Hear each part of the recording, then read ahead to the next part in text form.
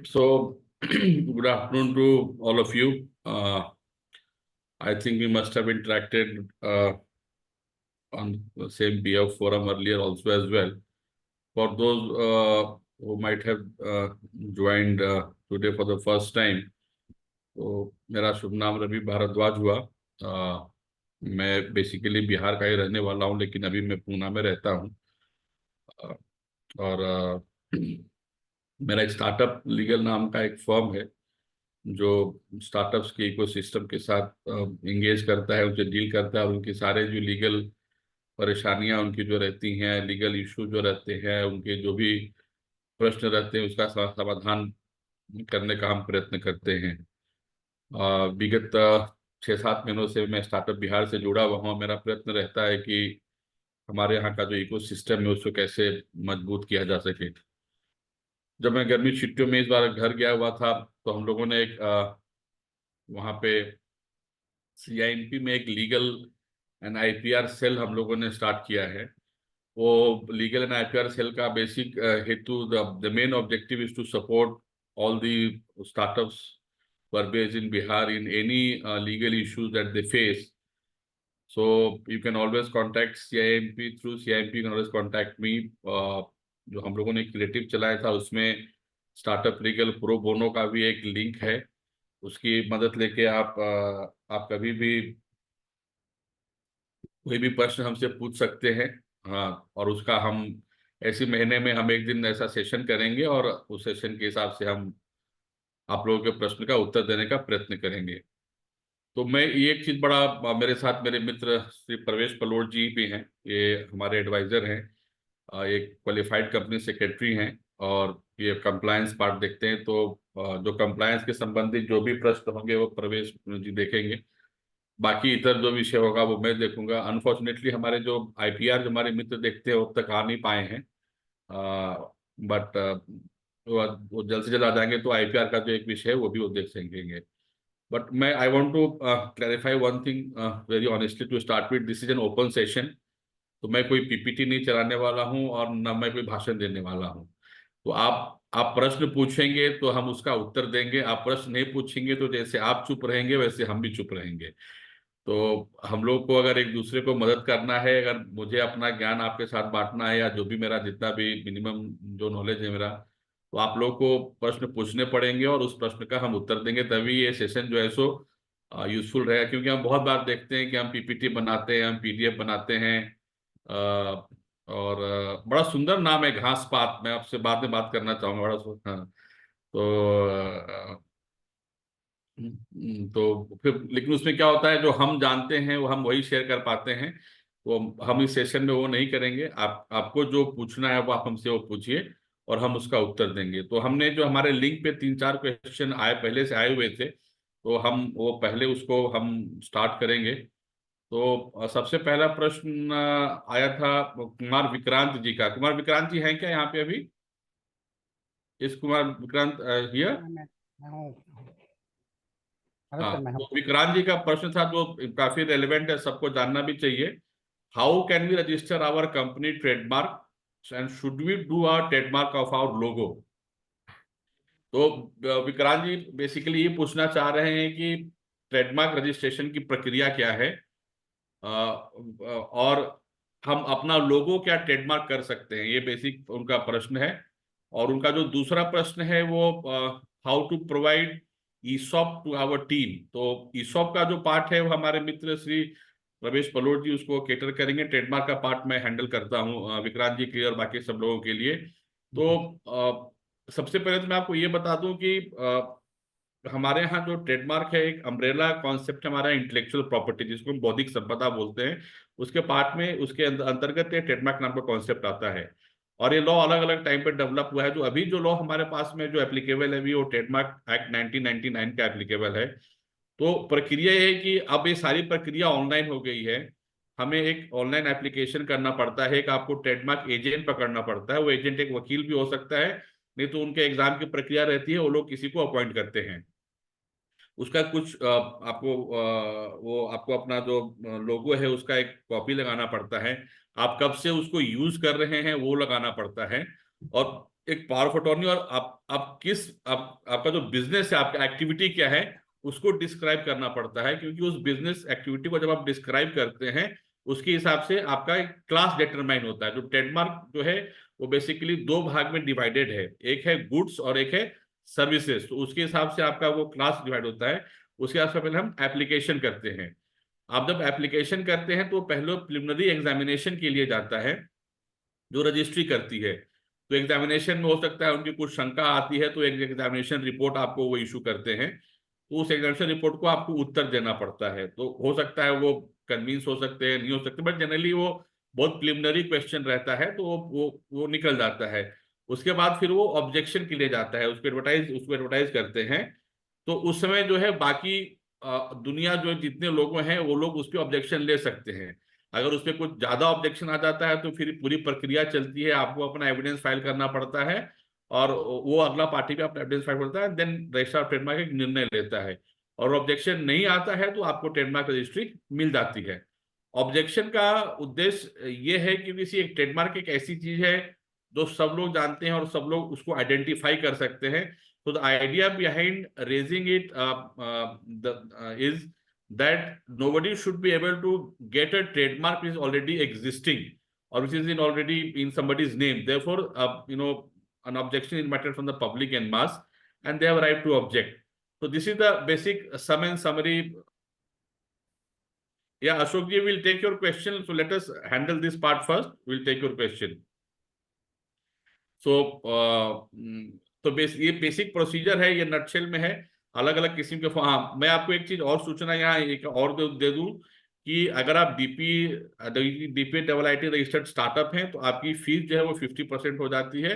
तो नॉर्मली जो बाकी लोग के लिए 10,000 लगती है, इसके लिए अराउंड एक 5,000 रुपए के आसपास आसपास लगता है। But I should also add upon it, because एक जनरल एक मिसनॉमर है, और जो मैं पिछले बार में जब जीरो लैब में था तो मैंने इस विषय को डील किया था कि रजिस्ट्रेशन ऑफ ट्रेडमार्क मैंडेटरी नहीं है। ऐसा नहीं है कि अगर आपने ट्रेडमार्क रजिस्टर अगर नहीं किया है तो आपका जो लोगो है या आपका जो डिजाइन है उसको आप यूज नहीं कर सकते हैं, या उस पर आपका अधिकार नहीं है। ऐसा कुछ नहीं है, प्लीज ऐसे मिसकंसेप्शन में नहीं रहिएगा। अनरजिस्टर्ड ट्रेडमार्क और रजिस्टर्ड ट्रेडमार्क के जो नेचर ऑफ राइट्स जो होते हैं मोरलेस सेम रहते हैं। फर्क सिर्फ इतना हो जाता है कि अगर आपका अनरजिस्टर्ड ट्रेडमार्क अगर है तो अगर कोई दूसरा व्यक्ति आपके ट्रेडमार्क को यूज कर रहा है तो उसके अगेंस्ट केस करने के लिए आपको उस जगह पे जाना पड़ता है, जिसको हम लोग पासिंग ऑफ एक्शन बोलते हैं। अगर आपके पास रजिस्टर्ड ट्रेडमार्क है तो जहां आपका ऑफिस है आप वहां से भी केस कर सकते हैं, जिसको हम लोग इन्फ्रिंजमेंट एक्शन बोलते हैं। रजिस्ट्रेशन होने से एक फायदा ये होता है कि आपको अपना प्राइमा फेसी हक प्रूफ नहीं करना पड़ता है, क्योंकि वो एक प्रोसेस से वो हो जाता है। मतलब आप कोर्ट के सामने अगर जाते हैं, आप बोलते हैं सर ये मेरा ट्रेडमार्क है, तो कोर्ट आपसे 10 विषय और पूछेगा, हाँ भाई कैसे ट्रेडमार्क है, आपने कब यूज किया, ये किया वो किया, आपसे 10 सवाल और कोर्ट पूछ सकती है। रजिस्ट्रेशन की जब प्रक्रिया होती है तो ये सारी चीजों की पड़तालनी होती है, तो एक प्राइमा से हम उससे ऊपर बढ़ जाते हैं। बट जो ब्रॉड नेचर ऑफ राइट है, जो मोटा मोटी जिसको हम लोग बोलते हैं नेचर राइट है, वो उसका उससे कोई उसमें अंतर नहीं होता है। तो आप उसी रूप से यूज कर सकते हैं। रजिस्ट्रेशन करने से फायदा होता है। एक चीज और ख्याल रखिएगा, जब आप एप्लीकेशन कर देते हैं उसमें उसको यूज कर सकते हैं, और जब एप्लीकेशन आपका एक्सेप्ट होता है then you can use the word R. तो ये बेसिकली एक मोटा मोटी इसकी प्रक्रिया है। विक्रांत जी, अगर आप कुछ और इसके बारे में पूछना चाहें, you can unmute yourself, और you can ask Shailendra to unmute you. Will be very eager to answer that. Sir एक और क्वेश्चन है मेरा, जैसे कि अभी जो मैं अभी मैंने जस्ट एडवाइस फ्रॉम यू, जैसे अभी जो हम लोगो यूज कर रहे हैं अपना प्रीहील का, हमारे स्टार्टअप का नाम प्रीहील है एक्चुअली, और उसके नीचे हम लोग टैगलाइन भी यूज कर रहे हैं, इंडिया का total health. So in your opinion, अगर हम लोग if you go for the trademark of our logo, तो should we go with only Preheal और should we go with our tagline also? What do you suggest? What does मेरी colleague Soham ji भी हैं यहाँ पे, तो she may like to take up that answer question. Soham ji will like to answer this, but मैं आपको एक चीज बता देता हूँ जी कि सर। ट्रेडमार्क का अलग अलग पार्ट होता है। तो जी आप सर। अगर कंपोजिट पार्ट जब पूरा रजिस्टर करने जाते हैं विक्रांत जी, तो जी। आपको जो प्रोटेक्शन मिलता है वो पूरे मार्क पे मिलता है। आप हम्म। अलग अलग पार्ट पे राइट अगर आपको क्लेम करनी है तो आपको अलग अलग पार्ट आपको रजिस्टर करना पड़ता है। This is the entire concept. तो अगर आपको सिर्फ प्रीहील पे अगर चैलेंज करना है तो आपको सिर्फ प्रीहील करना पड़ेगा। प्रीहील विथ इंडिया विथ नया जो आपने बोला वो करना है तो आपको वो अलग से करना पड़ता है। Soham, if you like to add, please like to add and add to my friends query. Yes, sure. Thank you. So, yes, as Mr. Bhardwaj rightly pointed out, कि trademark rights depends on what exactly you are applying for a trademark. तो मैं एक example देती हूँ, जैसे मान लीजिए आपका एक लोगो है, एक डिवाइस मार्क है, ठीक है, उसमें आपका एक नाम है, मान लीजिए ABC, उसके ऊपर एक लोगो है, ठीक है, लोगो में may be it's a bird, एक बर्ड है। तो ऐसे केसेस में आइडियली हम हमेशा ये बोलते हैं कि आप हर चीज को अलग अलग भी प्रोटेक्ट कीजिए और साथ में उस पूरे चीज को भी प्रोटेक्ट कीजिए। तो जैसे आपने बोला, आपका अगर नेम प्री हील है तो आप एक वर्ड मार्क की फाइलिंग कीजिए सिर्फ प्री हील के लिए। प्री हील में क्या होगा, आपको एक्सक्लूसिव राइट मिलेगा सिर्फ प्री हील वर्ड यूज करने के लिए। एक्सक्लूसिव राइट हो जाएगा आपका, तो आप किसी और को भी you can stop anybody from using Pre Heal mark और anybody who is using a similar mark. साथ में आप जो कह रहे हैं टैगलाइन है, आप एक मार्क और अप्लाई कीजिए टैगलाइन के साथ, वो आपको बहुत ब्रॉडर प्रोटेक्शन देगा। तो उसमें क्या है कि अगर कोई टैगलाइन को भी कॉपी करना चाहेगा तो आप उनके अगेंस्ट भी एक्शन ले सकते हैं। तो हर एलिमेंट को आप अलग अलग भी प्रोटेक्ट करेंगे तो वो बेटर होगा आपके लिए। ओके। एक चीज और मैं विक्रांत जी यहाँ पे ऐड करना चाहूंगा, एंड आई थिंक सोहम जी में ऑल्सो एक्सप्लेन दैट। सी हम लोग कॉपीराइट एक ऐसा कॉन्सेप्ट जिसको हम इग्नोर कर जाते हैं, ठीक जी है। जी सर। बट ये ख्याल रखिएगा कि ट्रेडमार्क का जो प्रोटेक्शन लेवल है एक पर्टिकुलर क्लास का होता है। बट कॉपीराइट का जो प्रोटेक्शन है वो यूनिवर्सल हो जाता है। दैट इज, ये तो लोग कॉपीराइट पे ध्यान नहीं देते हैं, बट कॉपीराइट भी कराना चाहिए, ये मेरा एक पर्सनल सजेशन सबको रहता है। दूसरा तो मोस्ट इंपॉर्टेंट चीज क्या होती है कि अगर आपको अगर किसी पे क्रिमिनल केस अगर करना है जी तो कॉपीराइट में आप केस डायरेक्टली कर सकते हैं। In fact by the recent amendment police जाके सीधा सामान भी उठा सकती है। लेकिन ट्रेडमार्क में अगर आप क्रिमिनल केस अगर करना चाहते हैं तो आपको रजिस्ट्रार की परमिशन लेनी पड़ती है। सो हम would like to add something on this. No no, I totally agree कि कॉपीराइट लोग इग्नोर कर देते हैं, बट आइडली ट्रेडमार्क होता है वो आपको सिर्फ आपके ब्रांड नेम या ब्रांड लोगो के लिए मिलता है, in the sense it is used only with respect to certain goods and services. तो ट्रेडमार्क आप उस चीज को करवाते हो जो आपका गुड्स एंड सर्विसेज के रिलेशन में यूज हो रहा है, whereas on the other hand copyright आपको और भी ब्रॉड प्रोटेक्शन देता है, आपके पूरे आर्टिस्टिक वर्क जो है लोगों का, उस पूरे चीज को प्रोटेक्ट करता है। तो के साथ साथ कॉपीराइट भी करवाना इक्वली इंपॉर्टेंट है। once your trademark is done, trademarking is done. Hello. Hello. हाँ विक्रांत जी बोलिए। मैं ये बोल रहा था सर कि आप ये बोल रहे हैं कि एक बार आपका ट्रेडमार्क हो जाए उसके बाद then you should also go for copyright of the same thing which will protect you well actually you will have yes a yes full protection. Correct. एक चीज सर जैसे हमारा टैगलाइन भी है और जैसे आपने प्रैक्टो का देखा होगा लोगो, वो सिर्फ प्रैक्टो यूज कर रहे हैं तो हम लोग भी सर सिर्फ प्रीहिल यूज कर रहे हैं और उसके बाद एक क्रॉस का एक निशान दिया है हमने एक्चुअली और उसके नीचे टैगलाइन दिया है। तो मैं ये सोच रहा था कि पहले प्रीहिल जो हमारा है क्रॉस का निशान है उसको पहले हम लोग एक ट्रेडमार्क कर लें then later on we can do जी द जो हमारे वो एक बिजनेस निर्णय है जिसका वो कानून से कोई संबंध नहीं है विक्रांत जी। दैट डिसीजन यू कैन अच्छा टेक कि आपको सिर्फ प्रील करना है कि प्रील के साथ क्रॉस करना है कि प्रील के साथ आपको टैगलाइन लेना है। बट आपको जो है प्रोटेक्शन उसी चीज का मिलेगा जो आप अप्लाई करेंगे। उसके अगर अलग ओके अलग भिन्न पार्ट भी है तो भिन्न पार्ट पे आपको प्रोटेक्शन नहीं मिलेगा। इट एज अ होल आपको प्रोटेक्शन मिलता है। Okay okay You can thank you. still make out a case, but then it becomes a difficult case. हाँ क्योंकि अभी मैं देख रहा था क्योंकि I was trying to do it क्योंकि इसको कैसे करवा सकते हैं what is the procedure actually like procedure तो मैंने कैसे कि बताया ना जैसे हमें आपको, करवाना। It is online application, will assist you in that. ठीक है ठीक Anybody ठीक। else और wants to have a very similar? Yeah, Miss Swam, go ahead. Yeah. अगर आपको उस चीज पे एडवाइस चाहिए कि आपका एक लोगो है, साथ में टैगलाइन है, बहुत कुछ है आपके मार्क में एज अ होल, अगर आपको उस पे एडवाइस चाहिए तो वो भी हम मार्क को एक बार देखेंगे ना, तब देख हम आपको सकते हैं बेटर एडवाइस दे पाएंगे कि लीगली आपको बेस्ट प्रोटेक्शन किस फॉर्म में मिलेगा। वो हम लोगो देख के बेटर एडवाइस कर पाएंगे आपको। Okay okay thank you. Anybody has supplementary question on this? Sir मेरी आवाज जा रही है? हाँ श्रवण जी बोलिए। जी वेरी गुड आफ्टरनून बोल रहा हूँ सर। अब मैं एक्चुअली आपको sir very very good afternoon बोल रहा हूँ, 2 बार वेरी बोला मैंने। जी जी बोला जाए। सर मेरे ब्रांड का नाम है, मैंने अपने ब्रांड का नाम रखा है FT MBA मखाना वाला। और क्या? उसमें एक उस FTM फूड टेक्नोलॉजिस्ट MBA मखाना वाला, हाँ हाँ। उसमें एक लोगो है जिसमें मैंने एक फेस दिया है, और नीचे एक टैगलाइन लिखा है, now the time is for super food not for junk food. ये टोटल एक ही मतलब पिक्चर में है, और ये फाइनली अभी मतलब पब्लिश होने के लिए पब्लिश हो चुका है, मतलब सारे प्रोसेस के बाद। तो मेरा पहला क्वेश्चन ये है कि ये क्या मैं ये मान के चलूं कि उसमें जो पिक्चर है, जो नाम है फूड टेक्नोलॉजिस्ट MBA मखाना वाला, और तीसरा जो टैग लाइन है, इन तीनों चीजों का ट्रेडमार्क मिला है मुझे या मिलने वाला है? पहला क्वेश्चन है सर। दूसरा, जो अभी जस्ट आपसे मुझे जानकारी मिली है कि अगर मुझे ट्रेडमार्क मिल जाता है फाइनली, तो उसके बाद अगर मैं कॉपीराइट के लिए जाता हूं तो क्या ये प्रोसेस इजी होता है, या फिर से इतना लंबा प्रोसेस लगता है जो मुझे अभी 1 साल लगभग लगा है? सर प्रोसेस वही है भाई साहब, प्रोसेस चेंज नहीं होता है।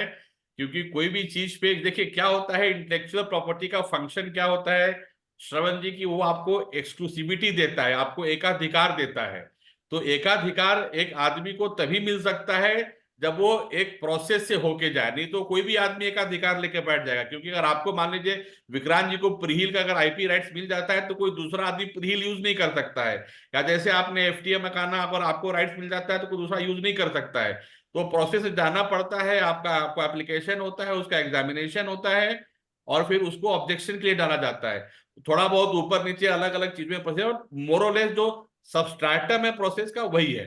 बट फायदा यह है कि कॉपीराइट में आपको यूनिवर्सल प्रोटेक्शन मिल जाता है, आपको ट्रेडमार्क को पर्टिकुलर क्लास के लिए मिलता है। सो हम you like to add something on this? No, sir. That's all. You rightly pointed it out. और सर ये मतलब कॉपीराइट जो है, तो कॉपीराइट के लिए फिर सेम प्रोसेस है एकदम डिट्टो कि वो मोर मतलब और कम लेस से सेम कम? प्रोसेस है, यस। अच्छा अच्छा। और ठीक। कॉपीराइट का ऑफिस सिर्फ एक ही है, वो दिल्ली में है। ट्रेडमार्क का अलग अलग रीजनल सेंटर है। मैं एक चीज ऐड करना चाहूंगी, जैसे आपने पूछा कि कॉपीराइट के लिए आप अप्लाई करोगे तो आपका क्या ट्रेडमार्क प्रोसेस ज्यादा इजी हो जाएगा वो मिलना। तो इन दोनों प्रोसेस का कोई रिलेशन नहीं है, वो दो अपना अलग प्रोसेस चलता रहता है। तो ऐसा नहीं है कि आप कॉपीराइट के लिए अप्लाई कर देंगे तो यहाँ आपका ट्रेडमार्क कहीं अटका हुआ है तो वो ज्यादा इजी हो जाएगा, उससे कोई उसका रिलेशन नहीं है। ठीक है ठीक है, thank you very much. Question मेरा है। एनीबॉडी हैव सप्लीमेंट्री क्वेश्चन और we can go to next part? हाँ हाँ, बोलिए विक्रांत जी। एक question May I like, can we apply bookmark first, then we can go for trademark, or is it the process we are following कि आपको trademark पहले करना है उसके बाद bookmark करना है? Can we go for what? What Is is the that question is this? process की like आपको पहले trademark करना पड़ेगा उसके बाद आप bookmark के लिए जा पाएंगे, या फिर पहले कौन सा bookmark? मार्क के लिए? दूसरा आप शब्द क्या कर रहे हैं, मुझे सुनाई नहीं पड़ रही है। आप कॉपीराइट बोलना चाह रहे हैं क्या? copyright तो copyright क्या होता है प्रक्रिया सर, उसमें आप ट्रेडमार्क की जब अप्लाई करते हैं ना, उसी मार्क का अगर आपको कॉपीराइट अप्लाई करना है तो आप एक TMC फॉर्म आपको एक अप्लाई करना पड़ता है। क्योंकि तो copyright registry should know that the similar logo is to be use for trademark and is to use for copyright also as well. तो आपको एक TMC अप्लाई करना पड़ता है, वो जनरली मिल जाता है, और आपको वो कॉपी साथ में लगा के कॉपीराइट के लिए अप्लाई करना पड़ता है, अगर आप ट्रेडमार्क आपने पहले अप्लाई किया है तो।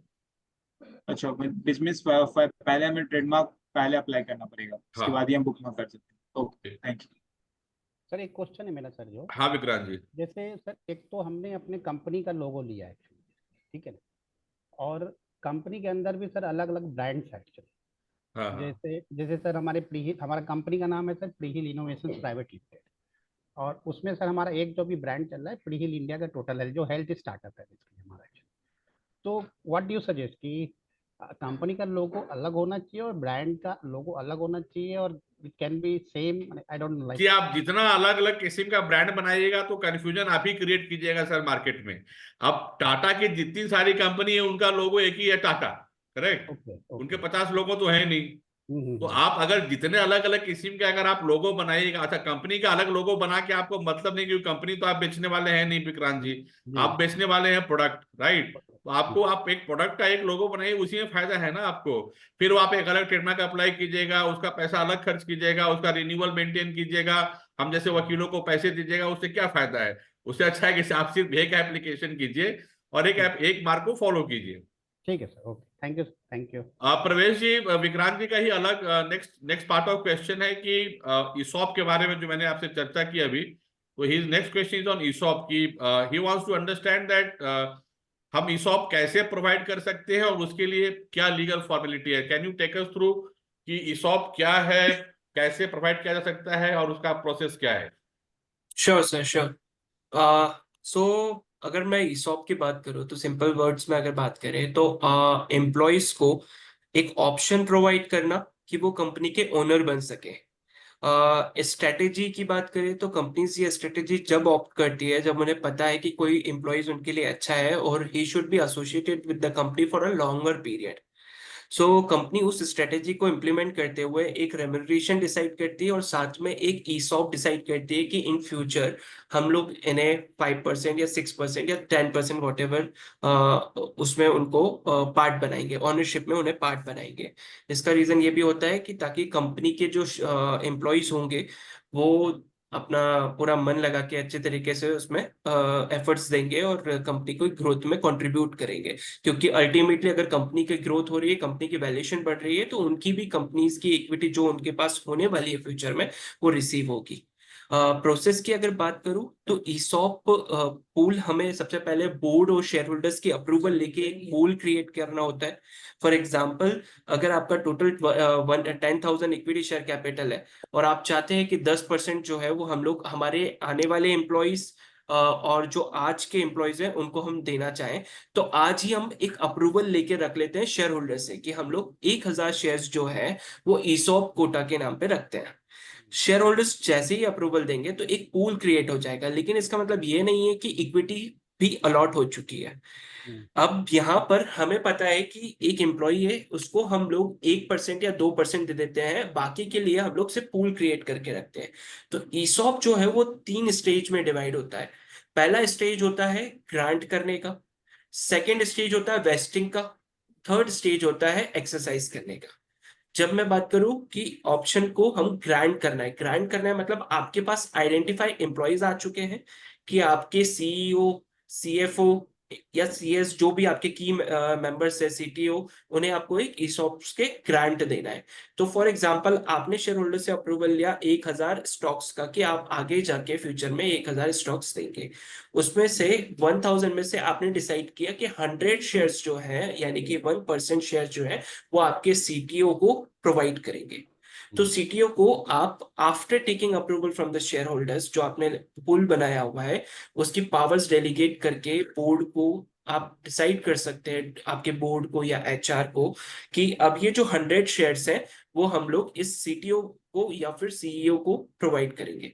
एक ग्रांट लेटर इश्यू हो जाएगा। As per law grant and vesting period में मिनिमम 1 ईयर का पीरियड होना चाहिए। However, ये लॉ में प्रोवाइड किया है, पर कंपनी चाहे तो इसको पीरियड, वेस्टिंग पीरियड जो वो 1 साल, 2 साल, 3 साल रख सकती है। तो फॉर एग्जांपल स्ट्रेटेजी पर्पज से आप लोग ये कर सकते हैं कि 100 शेयर्स जो आप सीटीओ को प्रोवाइड करना चाहते हैं, पहले साल में उसका वेस्टिंग पीरियड होगा 50%, सेकेंड ईयर में उसका जो वेस्टिंग पीरियड होगा वो 50% होगा, या उसको डिवाइड करके 4 ईयर्स कर सकते हैं। ठीक है, तो हमने जैसा एग्जांपल लिया 50% का कि 50 शेयर्स जो है वो 1 साल बाद वेस्टिंग हो सकते हैं। अब जो पीरियड आता है वेस्टिंग पीरियड का, वेस्टिंग पीरियड कंप्लीट होगा 1 साल। टुडे आज की डेट पे यू हैव ग्रांटेड दो shares to the particular employees, 1 साल कंप्लीट होगा, उसके बाद में वो वेस्टिंग पीरियड कंप्लीट हो चुका है। Now the employee is eligible to exercise those shares. एक एक्सरसाइज पीरियड भी हमारी स्कीम में, जो ईसॉप की स्कीम होती है, हम डिफाइन कर सकते हैं कि मैक्सिमम पीरियड जो है एक्सरसाइज करने का वो 5 इयर्स है। सो फॉर एग्जांपल आपने एक पीरियड डिसाइड कर लिया 5 इयर्स का, हम लोगों ने 2 साल में उसको डिवाइड कर दिया 50-50% का। अब 1 साल कंप्लीट हो गया, यानी कि the employees is eligible to exercise for 50 shares. अब वो 50 शेयर्स वो अगले 4 सालों में कभी भी एक्सरसाइज कर सकता है। ठीक है, सो उसके पास 5 इयर्स रहेगा। फॉर एग्जांपल आप उसने डिसाइड किया, जैसे ही वेस्टिंग पीरियड कंप्लीट हुआ है, अब वो चाहता है कि वो शेयर्स को एक्सरसाइज कर ले। एक्सरसाइज करते टाइम उसको एक फॉर्मेलिटीज जो कंपनीज एक्ट के और लॉ टैक्सेशन के पॉइंट ऑफ व्यू से होती है, तो फॉर एग्जांपल आपने जब इशू किया, ग्रांट किया, तब आपने उन्हें बोला कि मैं आपको जो ईसॉप है वो फेस वैल्यू पे दूंगा, दैट इज 10 रुपीज पे। बट आपकी जब एक्सरसाइज करने का पीरियड आया तब तक उसकी मार्केट वैल्यू जो है, मार्केट वैल्यू बोले तो आपकी कंपनी की जो वैल्यूएशन हुई है वो हो चुकी है 100 रुपीज। तो ये जो 90 रुपीज है कंपनी के लिए ये लॉस हो गया, एक्सपेंसेस हो गया। Company is going to book out expenses in their books. और ये 90 रुपीज जो है ये एम्प्लॉय के लिए इनकम हो गई है। ठीक है, तो एम्प्लॉय को आपको 10 रुपीज ही पे करने हैं। कंपनी को वो एबीसी लिमिटेड जो भी है कंपनी को वो 10 रुपीज पे करेगा। उसके बदले में 50 शेयर्स उसको कंपनी अलॉट करेगी वोट रेजोल्यूशन के थ्रू। एंड जो 50 शेयर्स पे जो ये जो 90 रुपीज जो प्रीमियम हुआ है, जो मतलब मार्केट वैल्यू की वजह से आया है, इस 90 रुपीज पे वो परक्यूजिट टैक्स पे करेगा। परक्यूजिट टैक्स जो होगा, क्योंकि ये पर्क हो गया उसके लिए, इंसेंटिव हो गया कंपनी के तरफ से उसको, तो वो 90 रुपीज पे उस पर टैक्स पे करेगा और उसको वो शेयर्स मिल जाएंगे। तो कंपनी को वो पे करेगा 10 रुपीज प्लस जो टैक्सेशन का पार्ट है, क्योंकि अल्टीमेटली कंपनी की रिस्पॉन्सिबिलिटी है टीडीएस डिडक्ट करना उसको जो इंसेंटिव प्रोवाइड कर रहे हैं। तो वो जितना भी अमाउंट होता है कैलकुलेशन के अकॉर्डिंग, उसकी स्लैब के अकॉर्डिंग, उसके इनकम्स के अकॉर्डिंग कंपनी उतना भाग जो है वो डिडक्ट कर ले लेगी उनसे, और साथ में 10 रुपीज के हिसाब से ईसॉप्स की अमाउंट ले लेगी। और ये कंप्लीट होने के बाद में कंपनी उसको अलॉट कर सकती है। तो ये एक ब्रीफ है। इसके पीछे जो कंप्लायंसेस हैं, जिसमें हम लोग कंप्लायंसेस की बात करें तो सबसे पहले बोर्ड अप्रूव करेगी ईसॉप पूल क्रिएट करने के लिए, फिर शेयर होल्डर्स अप्रूव करेंगे। शेयर होल्डर्स को एक मिनिमम इंफॉर्मेशन प्रोवाइड करनी होती है जब हम ईसॉप पूल क्रिएट करते हैं। अभी हम देखते हैं कि स्टार्टअप्स है बहुत सारे एग्रीमेंट में एंटर्ड होते हैं, जो शेयर होल्डर एग्रीमेंट होता है, और जो नए इन्वेस्टर्स आते हैं उनके साथ एग्रीमेंट होता है। तो of course company have to comply with those agreement, also have to take written consent from the investor if the clause is there, and then only they can go ahead for the shareholders approval. Share holders approval होने के बाद में company जो वो powers है generally board को देती है कि बोर्ड डिसाइड करेगा किसको कितना ग्रांट प्रोवाइड करना है, किसको कितने ग्रांट्स देने हैं। तो शेयर होल्डर्स के अप्रूवल के बाद में एक बोर्ड मीटिंग होगी जहां पर वो ग्रांट लेटर इश्यू कर सकता है। बोर्ड को भी ये अथॉरिटी हो सकती है, कंपनी चाहे तो एचआर को भी ये अथॉरिटी प्रोवाइड कर सकती है। ये होने के बाद में वो ग्रांट लेटर उनके पास जाएगा, उन्हें उसको एक्नॉलेज करना होगा ग्रांट लेटर को। इसके बाद जो वेस्टिंग पीरियड कंप्लीट होगा 1 साल बाद में, एक्सरसाइज फॉर्म एक होगा जो उन्हें सबमिट करना होगा और रिक्विजिट अमाउंट पे करना होगा, और उसके बाद में वो एक्सरसाइज और शेयर्स को एक्वायर कर सकते हैं। This is the process of ESOP. Just one query actually. Suppose like we are a new startup, तो ये सब चीज़ें बहुत धीरे धीरे आपको पता चलती है चीज़ें एक्चुअली। सपोज हमारे यहाँ सम एम्प्लॉय है ज्वाइंट, और हमने उनको वर्बल ही कमिटमेंट दिया कि ठीक है this is what will give you after 18 months you will be able, हम लोग ऐसा देंगे। अगर इस सिचुएशन में what is the like solution, यानी कि हमने उनको बोल दिया है देयर इज नथिंग रिटेन, और वो he is also kind of convinced कि ठीक है मुझे मिल जाएगा, so it is all verbal. लेकिन जब इसको हमको एक्सरसाइज करना पड़ेगा आफ्टर 18 मंथ्स, तो क्या कर सकते हैं? 18 मंथ, बट आपने अभी तक ईसॉप पूल क्रिएट नहीं किया है, मतलब जो फॉर्मेलिटीज करनी थी वो कंप्लीट नहीं वो की है हमने आपने। Actually because since we are two director only, तो हमने वो आपस में बात करके एक हमने मिनट्स तैयार कर दिया है। दैट इज अच्छा, व्हाट वी मिनट्स हैव तैयार करके, और फाइलिंग वगैरह नहीं हुई है। डन। नहीं, और कुछ फाइल नहीं। So there is a procedure delay filing की। Ravi ji you are mute. Pravesh ji के बोलने के पहले मैं थोड़ा सा इसमें ऐड करूंगा विक्रांत सर, कि हम और प्रवेश सर एक ऐसा ही एक विषय पे काम कर रहे हैं साथ में अभी। तो बहुत बार क्या होता है कि कुछ चीजें कंपनी एक्ट के हिसाब से कंप्लाई नहीं होती हैं, या कुछ चीजें नहीं होती हैं। तो ऐसा नहीं होता है कि उसके द्वारा, या आपने अगर ओरली किया तो उसके द्वारा जो भी अरेंजमेंट में दिया हुआ हक कहीं चला जाता है ओके। उसमें। बट होता क्या है कि उस आदमी को कंपनीज एक्ट के अंदर हक नहीं मिलता है, या कंपनीज एक्ट को इन्वोक करने का हक नहीं मिलता है। But that person can very well go under the civil laws. वो सिविल लॉ में जाके वो एम्प्लॉय बोल सकता है कि भाई विक्रांत जी ने मेरे को नौकरी पर रखा और नौकरी से उन्होंने ऐसा ऐसा बोला, हमको इतना हक मिलना था। तो अंतर इतना ही होगा, बाकी प्रवेश जी आपको इस बारे में बताएंगे। प्रवेश जी, एक और सप्लीमेंट्री क्वेश्चन साथ में है जो आप डील कर लीजिएगा कि person mister Ashok has asked what percentage of shareholders have to agree for ESOP to be considered as approved. Okay, so पहले इनका आंसर दे देता हूँ। अगर आपने अभी तक ओरली किया हुआ है, रिटर्न में कुछ नहीं है, तो आई सजेस्ट कि आप एक प्रोसीजर जो है वो फॉलो कर लें। अगर आपको ये पहले से रिटर्न में आपने अगर मिनट्स प्रिपेयर किए हुए हैं, तो जो नेसेसरी फॉर्म्स फाइलिंग होती है विद एडिशनल फीस आप पे कर सकते हैं। ठीक है, एडिशनल फीस पे करके, और आप उस डेट का आप ग्रांट लेटर देके आप उसको प्रोसीड कर सकते हैं, बिकॉज ग्रांट के बाद 1 साल उन्हें वेट करना होगा। राइट नाउ आप कह रहे हैं 18 month, I don't know 6 month complete हुए हैं, 5 मंथ्स कंप्लीट हुए हैं, बट आपको ये प्रोसेस आज ही स्टार्ट कर देनी चाहिए ताकि उनको उनका हक विद इन टाइमलाइन मिल सके। पहला, अगर सर के क्वेश्चन पे जाएं, जो अशोक जी के क्वेश्चन पे, अशोक जी, इस ये एज पर लॉ की अगर बात करेंगे तो 75% शेयर होल्डर्स जो मीटिंग में अटेंड होते हैं, उन्हें रेजोल्यूशन को अप्रूव करना होता है for giving the ESOP, for creating the ESOP pool, और we can say implementation of ESOP pool. But agreements अगर हमारे एग्जीक्यूट हुए हैं डिफरेंट इन्वेस्टर्स के साथ में, और उनकी वजह से कुछ नए स्पेशल राइट्स उन्होंने क्रिएट करवाए हैं आपके आर्टिकल ऑफ एसोसिएशन में या उनके एग्रीमेंट में, जिसमें फॉर एग्जांपल वो कह सकते हैं कि ये जो 90% शेयर होल्डर्स जो है उसे अप्रूव करना चाहिए, या बोल सकते हैं कि अगर आपको ईसॉप पूल क्रिएट करना है तो पहले हमसे रिटर्न कंसेंट लीजिए। तो इस टाइप की कंडीशंस जो है वो एग्रीमेंट के अकॉर्डिंग इम्प्लीमेंट होगी। लॉ की बात करें, कंपनीज एक्ट की बात करें, तो 75% जो मीटिंग में अटेंड है उन्हें अप्रूव करना होगा।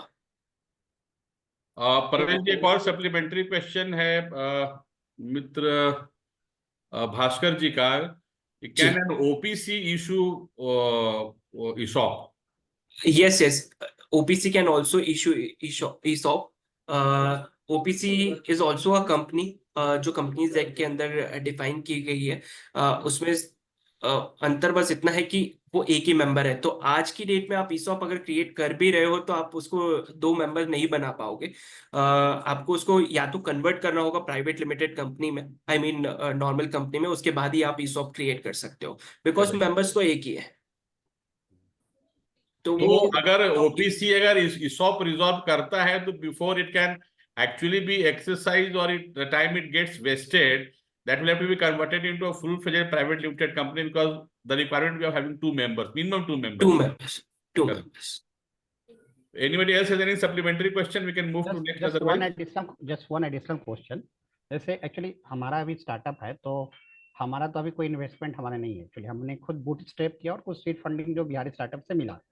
तो डू यू रिकमेंड कि जैसे हमने इट इज ऑलवेज एडवाइजेबल कि आप पहले ही, अगर हम हमारे पास इन्वेस्टर आने से पहले अगर हमने ईसॉप कर लिया है फुल, तो वो ज़्यादा बेटर है कि हम इन्वेस्टर, क्योंकि इन्वेस्टर आएंगे तो फिर उनका टर्म्स एंड कंडीशन फिर वो मानना पड़ता है। तो अगर वो पहले ही बना ले तो ज़्यादा सही रहता है ना, माने व्हाट डू यू सजेस्ट? बिल्कुल विक्रांत जी, बिल्कुल आपका सही क्वेश्चन है। बहुत सारे स्टार्टअप्स इनिशियली वो चीजों को डिसाइड नहीं कर पाते हैं, ईसॉप पूल क्रिएट नहीं कर पाते हैं, एंड बाद में ईसॉप पूल जो क्रिएट नहीं होता है वो नेगोशिएशन का पार्ट बन जाता है, बिकॉज इन्वेस्टर्स के नजर में आता है कि आगे जाके ये ईसॉप भी क्रिएट करेंगे तो मेरा डाइल्यूशन होगा। जबकि वो पहले टाइम अगर ईसॉप क्रिएट रहता है तो उनको पहले से ही एस्टिमेट होता है कि उनको कितना % स्टेक मिलने वाला है। 10% उनको पता है कि ईसॉप पूल में जा चुका है, इतना % फाउंडर्स होल्ड करता है, एंड इतना % उन्हें स्टेक मिलने वाला है। तो वो डाइल्यूटेड बेसिस पे उनको डिसीजन लेने में इजी होता है। तो बेटर है कि हम लोग ईसॉप पहले ही क्रिएट कर लें। एक चीज़ और टेक्निकल क्वेश्चन है थोड़ा सा। जैसे हमारे जैसे 2 हम लोग डायरेक्टर है, और एक के पास 30% है और एक के पास 70% शेयर है। तो जब हम मान लीजिए हमने 10% का ईसॉप पुल बनाया है, ठीक है, तो ये क्या दोनों डायरेक्टर्स के शेयर में से ये डाइल्यूट होगा? व्हाट इज द लाइक, कैसे हाँ। प्रोसीजर होगा? सो बिल्कुल वैसे ही होगा, दोनों के % से डाइल्यूट ऐसे नहीं होगा। Suppose you are holding 5000 shares and your other partner is also holding 5000 shares. आपने 1000 शेयर्स का जो है पूल क्रिएट करवा दिया, मतलब ईसॉप आप देंगे, तो अब अभी आपके पास 50% होल्डिंग है, ठीक है। आगे जाके जब वो ऑप्शन है, क्योंकि एम्प्लॉयज के पास जरूरी नहीं है वो एक्सरसाइज करे या नहीं करे, बिकॉज उसके पीछे भी लॉजिक्स है। अगर वो एक्सरसाइज करते हैं और अलॉटमेंट होता है तो ऑटोमेटिकली आपका डाइल्यूशन हो जाएगा, 11,000 शेयर्स हो जाएंगे और आपके शेयर्स 5,000 ही रहेंगे, लेकिन % जो है, स्टेक जो है वो कम हो जाएगा, डाइल्यूट हो जाएगा। ये बहुत इंपॉर्टेंट चीज प्रवेश जी ने बताया है, आप लोग ये प्लीज सब ध्यान से सुनिए कि ऐसा नहीं होता है कि जब आपने ईसॉप पूल क्रिएट किया हो तो उसी से में आपका शेयर कम हो जाता है. You will continue to have 50-50% और whatever percentage that you agree time of subscription. As and when the time comes that it has to be exercised, then that percentage gets added to your existing authorized share capital. Your share numbers remain the same, but your share percentage gets diluted. It's very important thing जो आप लोग को ये जानना चाहिए. Anything else? Can we move to next question? जब मैं session के बारे में बात कर रहा था तो राजीव जी ने बोला सर आपने 2 घंटे का सेशन रखा है, ये तो बहुत ज्यादा हो जाएगा. Pravesh, we have travelled to almost 40 minutes and we have not even gone to the second part of the question. Anyway, I'm just forgetting the name, but एक question ऐसा आया था, I lost that in the chat, कि एक दो startup founders हैं and one of the founders, जिसने भी क्वेश्चन पूछा है वो फिर से he can raise his hand. Can he start another business with another partner in a new domain? And then, what are the legal challenges? See, I had taken a, huge session on co-founders agreement. And please understand कीजिए that आप जब 2 लोग साथ में बैठ के business start करते हैं या जब 2 लोग साथ में काम स्टार्ट करते हैं, then you share lot of secrets, I mean trade secrets, not I am talking about secret, you share lot of trade secrets with each other. तो दूसरा जो आपका जो को फाउंडर होता है या जो पार्टनर होता है, हम लूजली जिसको बोल सकते हैं, then he knows lot of your business plans, your business tactics, your सारा जो आपका जो पूरा ढांचा स्ट्रक्चर रहता है. So when you start working together, it's my very sincere suggestion to all of you, please enter into a proper co-founders agreement. और उसमें आपको नॉन कम्पीट के बारे में लिखना चाहिए, क्योंकि क्या होता है, बहुत बार क्या होता है, 2 बार लोग साथ में काम स्टार्ट किए, एक को ऐसा लगता है कि यार मैं 100 रुपये आएगा तो 50 ये रखेगा, 50 से रखेगा, मैं ऐसा क्यों करूं, मैं खुद का अपना बिजनेस स्टार्ट करूं. He may breakup and then start the same business. But in that case अगर आपने नॉन कम्पीट अपने को फाउंडर्स एग्रीमेंट में नहीं रखा है, then you will fall into a trouble, because then you will be, your entire idea will get hacked by somebody else. So when you are working with some other person, the first thing that you should do is you should sit with the other person, negotiate their respective roles and responsibilities. See, somebody may be good at marketing, somebody may be good, as Pravesh was giving example for CTO, he may be good at technology, somebody may be good at something else. So when you are working with other persons, please sit together and please identify your role. Please also agree to amongst each other that fine, if you are living within 1 year, you will get this much share. क्योंकि मान लीजिए कोई बंदा आपके साथ 50% में काम चालू किया, आप अभी MVP और POC स्टेज पे हैं, अब जब तक आप रेवेन्यू आएगा 2 साल लगेगा, और 6 महीने बाद बंदा बोलता है मैं छोड़ के जा रहा हूं, वो तो 50% शेयर के साथ चला जाएगा, आपके पास वहां 50% शेयर रहेगा, तो आप लॉस में रहिएगा. देयरफॉर आप जब साथ में बिजनेस स्टार्ट करते हैं तो आपको ये भी एग्री करना चाहिए कि भाई अगर आप 1 साल मेरे साथ काम नहीं करते हैं तो आपको 50% अलॉट तो हुआ है, लेकिन आपको मिलेगा 10%. आप 2 साल के लिए तो आपको मिलेगा 30%. आपको एक ऐसा अग्रीमेंट भी करना चाहिए ताकि लॉन्ग टर्म कमिटमेंट रहे. Now coming to the question part of it, see, nobody can stop anybody from doing any business. हमारे यहाँ एक इंडियन कॉन्ट्रैक्ट एक्ट 1872 का कानून है, जिसमें एक सेक्शन बोलता है agreement in the state of trade. आप agreement in the state of trade नहीं कर सकते हैं, वो वॉइड होता है. लेकिन उसके कुछ एक्सेप्शंस हैं. एक्सेप्शंस क्या है? आप नॉन कम्पीट क्लॉज कर सकते हैं, क्योंकि वो बंदा आपके साथ रहता है.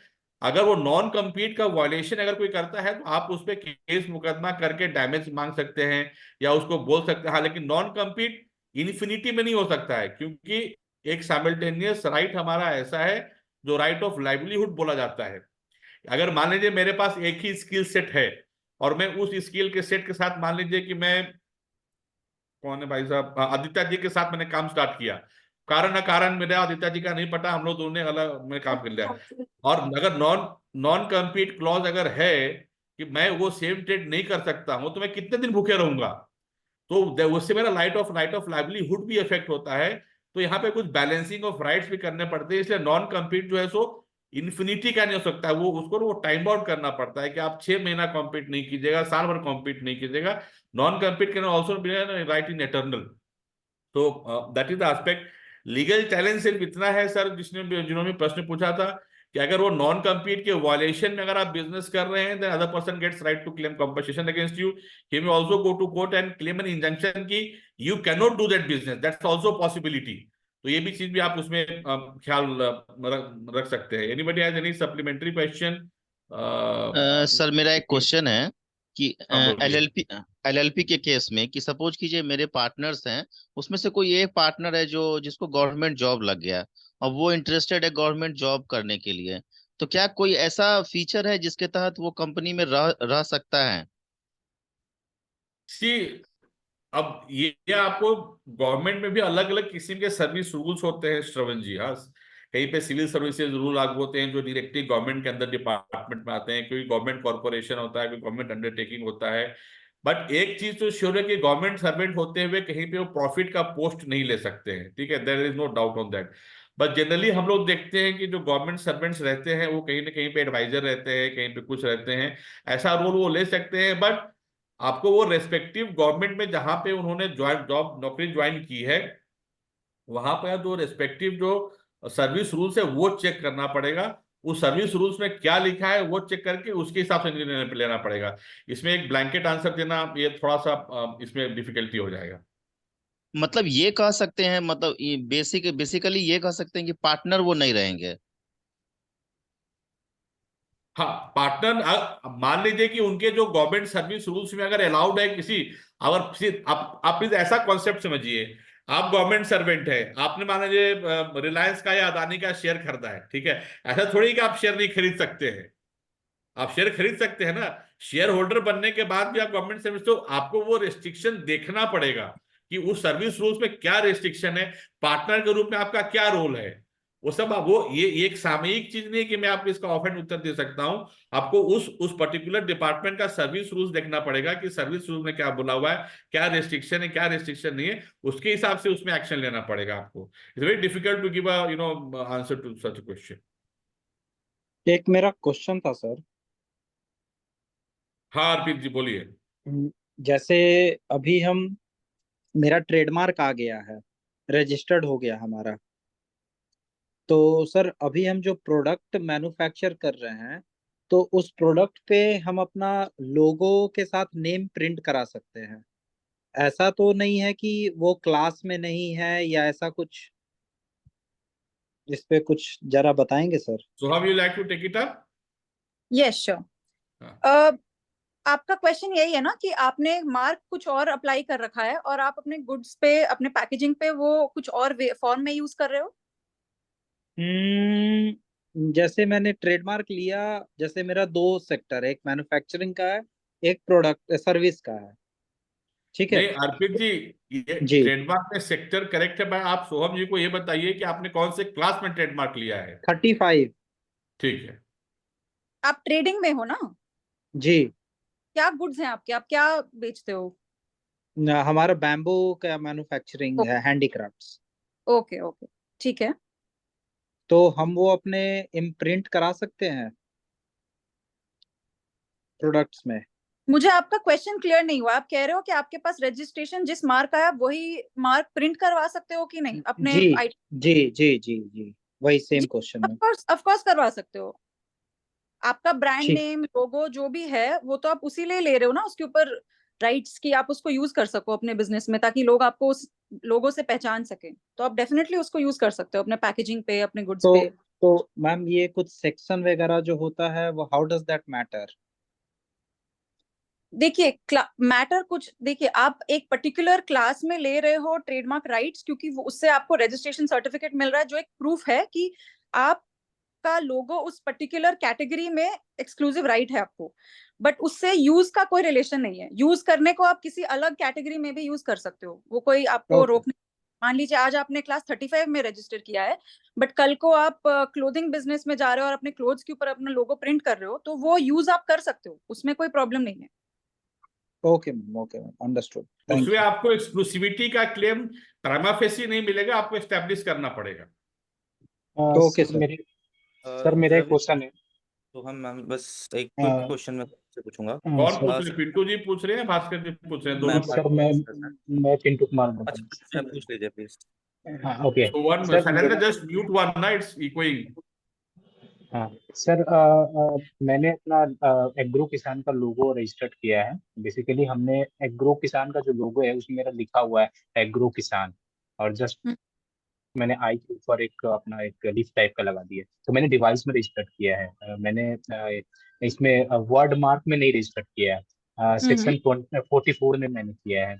सो मैम ये जानना चाह रहे हैं कि वो मेरा ऑटोमेटिक वर्ड वाला भी रजिस्टर्ड हो जाएगा ना, मतलब एग्रो किसान से वैसा तो नहीं कोई दूसरी कंपनीज भी आएंगी? नहीं, देखिए आने को आ सकते हैं, वही मैंने बोला, आपने जिस फॉर्म में अप्लाई किया है, अप्लाई करते टाइम आपने डिवाइस मार्क में अप्लाई किया है, तो इसका मतलब ये है कि आप एक्सक्लूसिव राइट उस पूरे डिवाइस के ऊपर ही ले सकते हो। एज अ होल आपने जैसे अप्लाई किया है, आपका उसी के ऊपर राइट्स है। तो ऐसे केसेस में ये एडवाइस करूंगी कि आप वर्ड के लिए भी अप्लाई कीजिए, वो बेटर है, उससे आपको बेटर प्रोटेक्शन मिलेगा for that particular brand name. अभी करने को तो कोई भी अपना एक नाम अप्लाई कर ही सकता है, आपके नाम से सिमिलर कोई अप्लाई कर सकता है। अब वो बात की बात है कि हम उस पर एक्शन लेंगे उनके अगेंस्ट, तो हमारा केस हो सकता है उतना स्ट्रांग ना बने उस time, but okay, this will not exclusive right over your brand name पर से। लेकिन मेरा जो ब्रांड नेम इट्स एग्रो किसानी, वर्ड पूरा वो सेम टू सेम लिखा वो हुआ है, तो एक्चुअली वो हाँ, वो मुझे देखना होगा, हमें देखना होगा कि आपका कैसा डिवाइस मार्क है। आप कह रहे हो कि एक कोई डिवाइस मार्क है, तो मैं समझ रही हूँ कि वो सिर्फ वर्ड नहीं है, उसमें आपने कुछ क्रिएटिव एलिमेंट्स यूज किया है, कुछ फिगरेटिव एलिमेंट्स यूज किया कुछ है। नहीं, मतलब सारा कुछ एग्रो किसान जो इंग्लिश वर्ड लेटर ही है, कुछ भी मैंने अलग नहीं किया है। पिंटू बस जी, आप प्लीज बात समझिए, डॉक्टर फोन से नब्ज नहीं बता सकता है, करेक्ट? डॉक्टर को अगर नब्ज बताना है तो उसका आपका हाथ पकड़ना पड़ेगा। आप हमें मार्क दिखाई, आपकी परिकल्पना हो सकती है, जब तक आप हमें मार्क नहीं दिखाइएगा हम आपको उसके बारे में सलाह नहीं दे पाएंगे। ओके, सर एक और ओके, डाउट आप था हमारी सर। ईमेल आईडी पे मार्क भेज दीजिएगा। मैं शैलेंद्र जी से बात करके आपके लिए, मैं सोहम जी बैठ जाएंगे, आपको एक अलग से गाइडेंस कर देंगे, ठीक है? ठीक या है सर, किसी और ठीक को है रहेगा सर। वो भी गाइडेंस कर देंगे। Just आप सर एक for बता, पूछ आप you have to help us to help you. Yes sir, yes. before या anyone jumps in, sir. So ma'am, एक word mark. No, no, Bhaskar, nobody will jump in. You only will. You please continue. So ma'am एक for you कि trademark and wordmark के अलावा भी there is anything, if it is not then एक legal proceeding certificate होता है, how important is that? See, and legal proceedings certificate, Bhaskar ji, is a part of trademark law. It is not something which is different, you know. And wordmark is part of trademark. ये सब अलग अलग domains नहीं है, ये trademark के अंदर में ही वर्डमार्क आते हैं। और एलपी जो लीगल प्रोसीडिंग सर्टिफिकेट रहता है, it's a process which we generally apply. जनरली अगर हमको कोई लिटिगेशन के हिसाब से लगता है तो हम लोग उसको अप्लाई करते हैं। उसमें एलपीसी में क्या आता है कि वो सारा आपका एक एक्सट्रैक्ट चला आता है कि आपने एप्लीकेशन कब किया, आपको रजिस्ट्रेशन कब मिला, आपका रिन्यूअल कब हुआ, अगर आपने असाइनमेंट किया है तो क्या होता है, तो पूरी आपकी एक समरी चली आती है। That is kind of an extract. Got it sir. And second part for Ravi sir कि जैसा आपने बताया था नॉन कम्पीट वाला for the co founders, it's an 1% company for me and for the smart employees that I hire, उनके लिए मैं non compete एक पॉइंट ऐड करता हूँ in every non disclosure agreement. Apart from this कुछ मुझे करना चाहिए कि दिस इज इनफ, एक 5 साल का non compete? Employment agreement, Bhaskar ji, is huge domain. ठीक है, बहुत बड़ा डोमेन है। नॉन कम्पीट करना चाहिए। अब जैसे मान लीजिए कोई कोई एम्प्लॉय आपका सेल्स में है, उसको आपको नॉन सर्कमवेंशन भी करना पड़ेगा, नहीं तो आपका डेटा लेके चला जाएगा, वो कॉन्फिडेंशियलिटी करना पड़ेगा, एनडीए करना पड़ेगा। सो एम्प्लॉयमेंट एग्रीमेंट में बहुत सारी चीजें हैं जो हम लोग डाल सकते हैं। Non compete is just one aspect of the, आपका एसेट्स भी हो सकता है, आपके आप उसको एसेट शेयर कर रहे हो तो एसेट के बारे में प्रोसेस डालने पड़ते हैं। तो इट्स अ ह्यूज डोमेन, मैंने सिर्फ एक नहीं, उसका अगर आप चाहिएगा तो we can have a separate discussion. और you know what we can do, Shailendra, you can discuss with Rajiv और Kumod ji, we can try to give them a kind of a short note on what should can be part of an employment agreement to all of our startups. Sir मैं startups putting continue their करूं? questions in advance. Sir मेरा एक question है sir, संविदा पर जो काम करते हैं उनको अपने साथ जोड़ सकते हैं पार्टनर के तौर पे? किस पे? संविदा कॉन्ट्रैक्ट बेसिस पे जो हाँ, लोग। सी संविदा पे आपके साथ जी, देखिए संविदा जो है एक आपको एम्प्लॉय, देखिए संविदा, एवरीथिंग इज संविदा फॉर दैट मैटर। अगर आप मान लीजिए आप बीहब में बैठ रहे हैं, सीआईएमपी में अगर बैठ रहे हैं, तो सब संविदा ही है sir. Everything is a contract. तो उस तो जो पार्टनर भी जो आपका है वो भी एक कॉन्ट्रैक्ट ही है। तो पार्टनर, वो कॉन्ट्रैक्ट का नेचर चेंज होता है। वो एक पार्टनर है तो पार्टनरशिप कॉन्ट्रैक्ट हो गया, अगर वो एम्प्लॉय है तो एम्प्लॉय कॉन्ट्रैक्ट हो गया। उसी एम्प्लॉय को अगर आप पार्टनर बनाना चाहते हैं तो वो कॉन्ट्रैक्ट में लिखा होना चाहिए। तो उसका कोई वो नहीं है। तो आप बेसिकली आपके कॉन्ट्रैक्ट में क्या टर्म्स कंडीशंस लिखा है वो इम्पोर्टेंट है। जी सर, जी सर। हाँ, एनीथिंग एल्स? सर मैं पूछ रहा था कि फॉर प्रोडक्ट मैंने ट्रेडमार्क ले लिया और पेटेंट के अलावा और कुछ सर्टिफिकेशन करा सकते हैं कि that is more than enough? देखिए अर्पित जी, जैसा आप सोहम जी ने बोला कि आपका क्या है वो हमें समझना पड़ेगा। अगर आपका सॉफ्टवेयर है तो आप कॉपीराइट करा सकते हैं, अगर कुछ यूनिक डिजाइन है तो उसका आप इंडस्ट्रियल डिजाइन करा सकते हैं। बहुत सारे इंटेलेक्चुअल प्रॉपर्टी हैं, तो आपको हमें एक लिटरेचर आप हमें लिख के भेजिएगा कि आपके पास क्या है, आप क्या करना चाहते हैं। तो आपको, जैसे आप मान लीजिए कुछ यूनिक डिजाइन है मान लीजिए, उसको आप इंडस्ट्रियल डिजाइन भी उसका कर सकते हैं। अगर आपके पास सॉफ्टवेयर है तो उसका आप कॉपीराइट भी कर सकते हैं। एक पेटेंट तो होता ही है, बट सॉफ्टवेयर का पेटेंट नहीं होता है until there is some hardware involve into it. तो बेसिकली एक अलग, वो आपको ना अलग अलग चीज बतानी पड़ेगी, तो हम आपको बता पाएंगे उसको। ठीक है सर, ठीक है, ठीक है। गोइंग फॉरवर्ड, प्रवेश जी, एक हमारे पास प्रश्न आया है आपके लिए। प्रवेश जी, जी। What are the general compliances we should take care of as a startup? I know it's a So he has asked a huge huge, there's a lot of हाँ, things which have to be complied. अगर छोटे compliances से बात करूँ तो basically there are certain forms which the company and the director has to file with the ROC. Documents जितने भी होते हैं वो प्रॉपर होने चाहिए। तो ऑफ कोर्स आपको लीगल कंसल्टेंट, कंप्लायंस कंसल्टेंट तो उससे वेरीफाई कराने ही होंगे। कंपनी को कंपलसरी बोर्ड मीटिंग्स करनी होती है साल में 4 या 2, depend on the company. It's a private limited company, small company और बिग कंपनी। फिर साथ ही साथ फाइनेंशियल्स जो है वो एनुअली आपको सबमिट करने होते हैं आरओसी के साथ में। फाइनेंशियल्स भी और एक एनुअल रिटर्न भी सबमिट करने होते हैं। तो कंप्लायंस चेकलिस्ट तो काफ़ी है, बट उसके लिए आपको मेजरली कंप्लायंसेस ध्यान रखने होंगे जो आरओसी के साथ सबमिट करने हैं, जो इनकम टैक्स के साथ में सबमिट करने हैं।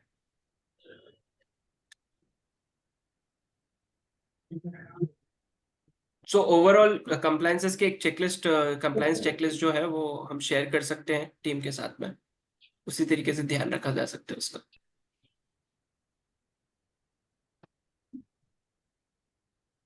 कोई सप्लीमेंट्री क्वेश्चन है उसके बारे में? हाँ तरुण जी बोलिए।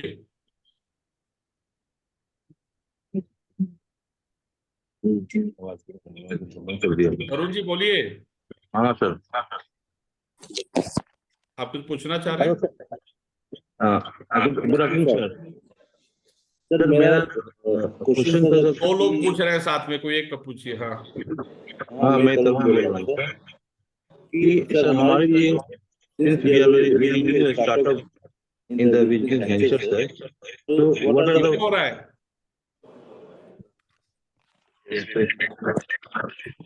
आप लोग अगल बगल में बैठे हैं, तरुण जी और घासपात, आप लोग अगल बगल में बैठे हैं। हाँ बगल में बैठे हैं। आप प्लीज म्यूट कर लीजिए। One of you have to mute yourself.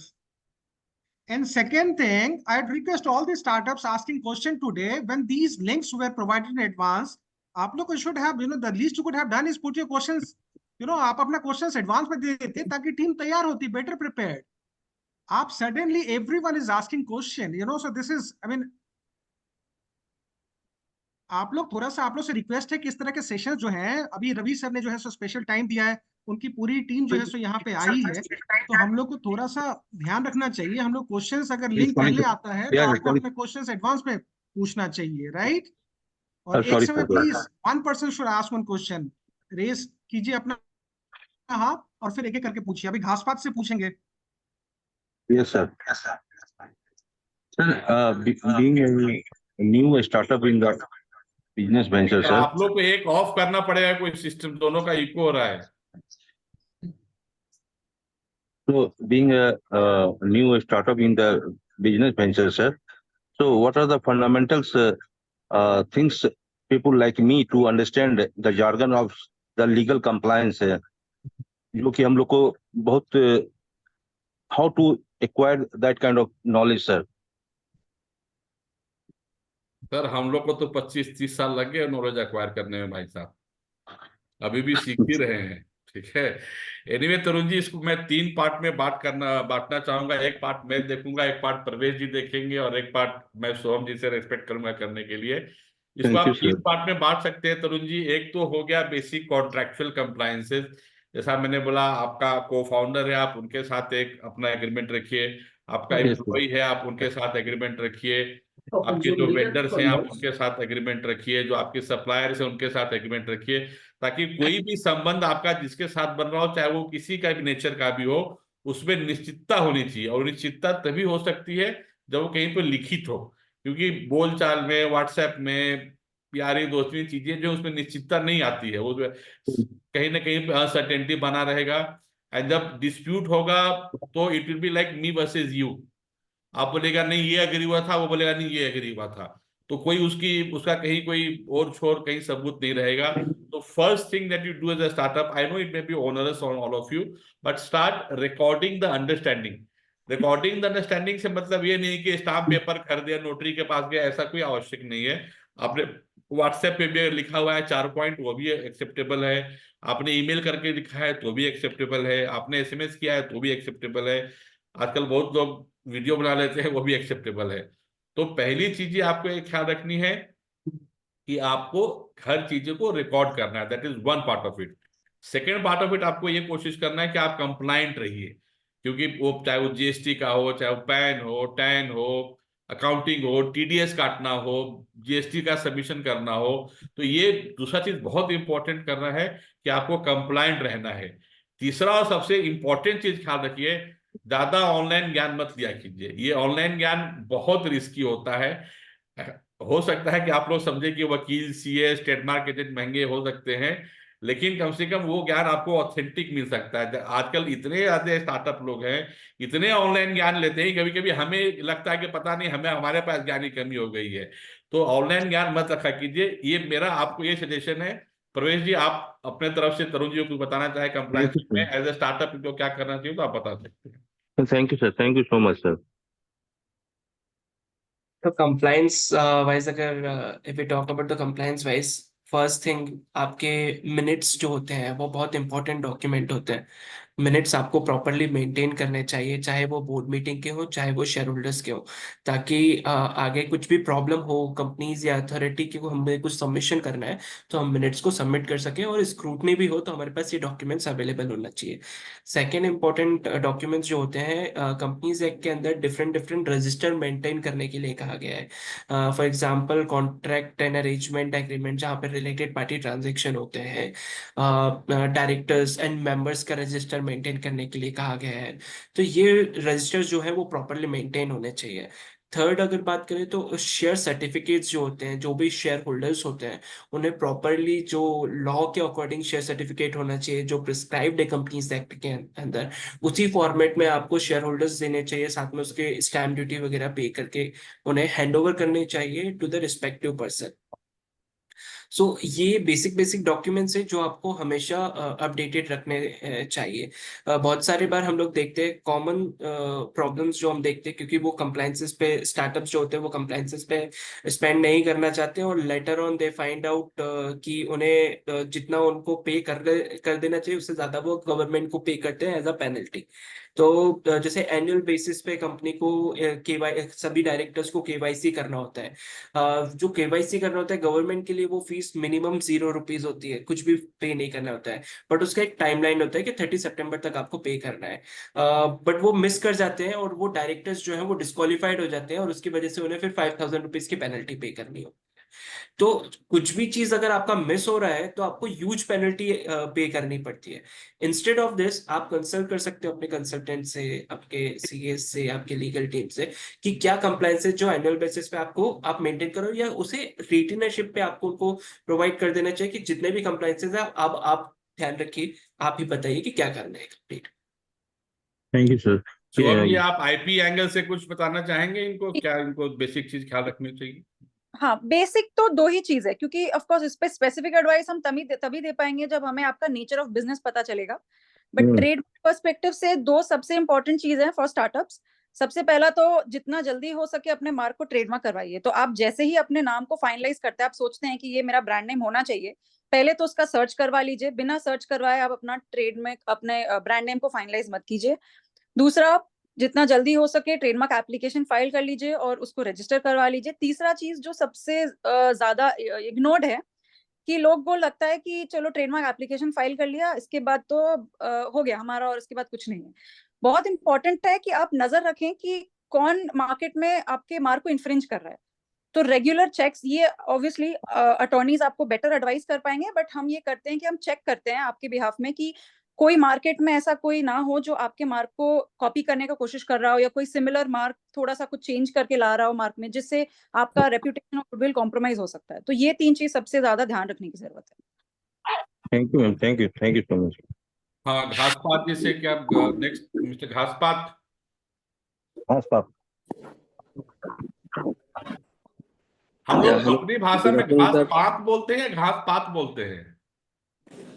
Good afternoon sir. ये घास पात है, हमारे अच्छा, यहाँ गांव में जो बोला जाता है। नहीं नहीं, हम भी गांव से ही हैं, बट हम पात बोलते हैं, या पात बोला जाता है या पात बोला जाता है? पात है सर, त तो त जी है, बीच में न है कि नहीं, हमें मैं पूछना चाह रहा हूँ मैं। PAAT ठीक है, पात। आगे आप प्रश्न पूछिए। हाँ, जी, तो बेसिकली हमारा जो स्टार्टअप है ये माइक्रो ग्रीन्स का है। क्या है? माइक्रो ग्रीन्स, अच्छा। हम्म। जैसे हम लोग स्प्राउट्स खाते हैं सर ना, अंकुरित करके चना मूंग का, तो यही जब 3 इंचेस का हो जाता है, इसमें जब पहले 2 लीव्स और जो स्टेम होते हैं उसमें हाईली कॉन्सेंट्रेशन फॉर्म में विटामिन और न्यूट्रिशियस होते हैं। 30 to 40 ग्राम से किसी पर्सन के लिए जो है वो एक दिन का जो न्यूट्रिशन का वैल्यू चाहिए होता है वो इजीली फुलफिल कर सकते हैं इससे। तरुण जी, आप अपने को म्यूट कीजिए प्लीज। हाँ, बोल, आप पूछिए सर, जी सर।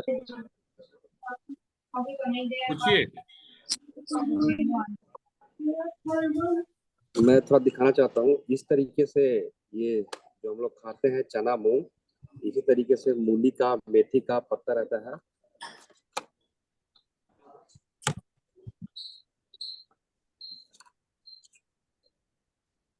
तो सर हमें, मेरा सवाल ये था कि जैसे बता रहे हैं अभी कि जो ट्रेडमार्क कराना है कॉपीराइट का, तो हम इस प्रोडक्ट का तो नहीं करवा सकते हैं? ये तो नेचुरल है। इस, हाँ स्वामी जी, आप लेना चाहेंगे, मैं भी बाद में ऐड करूंगा। हाँ, आपका प्रश्न एक बार फिर से रिपीट कीजिएगा। या मैम, जैसे बता रहे कि मेरा जो प्रोडक्ट है, जैसे मूली मेथी का जो होता है, सीधे सीड से जैसे जर्मिनेट करते हैं, स्प्राउट्स बनाते हैं, उस वो जब 2 वीक्स का हो जाता है तो उसको हम हार्वेस्ट करते हैं। हाँ, आप देन माइक्रो सेल कर रहे हो ना, माइक्रो ग्रीन्स को जी सेल करते हो आप। जी बिल्कुल। आपका क्वेश्चन क्या है? जैसे हम इसमें ट्रेडमार्क में क्या क्या हम करवा सकते हैं? ट्रेडमार्क आप सिर्फ अपना ब्रांड नेम ही करवा सकते हो। जैसे घासपात, आप, आई बिलीव आपका घासपात आपका ब्रांड नेम है, तो आप इसको जी ट्रेडमार्क करवा सकते हो। आपका कंपनी नेम अगर है, कुछ यूनिक कंपनी नेम है, उसको ट्रेडमार्क करवा सकते हो। आप कोई लोगो बनाए हो अगर, जो आपका ब्रांड नेम के साथ यूज हो रहा है, जिससे आप बेच रहे हो या पैकेजिंग पे यूज कर रहे हो, उसको आप ट्रेडमार्क करवा सकते हैं। प्रोडक्ट पर से आप ट्रेडमार्क नहीं करवा सकते हो। नहीं करवा आपके सकते पास इस। कोई, हाँ, आपने अगर कोई बिजनेस मतलब कोई प्रोसेस इन्वेंट किया हो जो मार्केट में नहीं है, किसी और ने नहीं करवाया, तो उसको आप पेटेंट करवा सकते हो। कोई प्रोडक्ट या प्रोसेस है जो इन्वेंट आप ही ने किया है, डिस्कवर नहीं किया है, इन्वेंट किया है, तो उसको आप पेटेंट करवा सकते हो। पेटेंट अलग चीज हुआ, ट्रेडमार्क आपका ब्रांड नेम और लोगो का। इसमें इसका ऐसा जो है सर उसमें ग्रोइंग कि का मान जो लीजिए किसी यूनिक प्रोसेस से अगर आप उस पत्ते का स्वरूप बदल रहे हैं, उस अलग अलग। यूनिक, कौन है भैया जीपैक्स logistics? Sir Shivendra, why don't you mute him यार, म्यूट हिम। और सो अगर किसी यूनिक प्रोसेस से आप उसका कुछ रूप स्वरूप अगर बदल रहे हैं, जैसा शोभ जी ने कहा, उस यूनिक प्रोसेस को आप पेटेंट करा सकते हैं। जैसे इसको जो ग्रो कर रहे हैं हम हाइड्रोपोनिक्स मेथड से या फिर एरोपोनिक मेथड से, तो तो इसे ऐसा थोड़ी है कि टेक्नोलॉजी आपने, हाइड्रोफोनिक मेथड की टेक्नोलॉजी कोई नई तो है नहीं, नहीं पुरानी है। पुरानी है। तो जब तक सी पेटे जब तक आप यूनिकनेस नहीं लाइएगा, या जब तक आप उसमें नोवेल्टी नहीं लाइएगा, वो पेटेंट भी नहीं हो सकता है। तो पेटेंट के लिए भी बहुत जरूरी है कि उसमें यूनिकनेस होना चाहिए और नोवेल्टी होनी चाहिए। फिलहाल आप ट्रेडमार्क ही करवा सकते हैं, आप अपना ब्रांड नेम और लोगो वगैरह जो भी है आपका। या अगर आप कुछ प्रोसेस हमें लिख के दें, जिस प्रोसेस को हमको पढ़ के ऐसा लगे कुछ यूनिकनेस अगर है, तो उसमें मैं अपनी टीम को लगा सकता हूँ। We can work out something on that. ठीक है, okay sir, thank you very much. Yes, anybody else?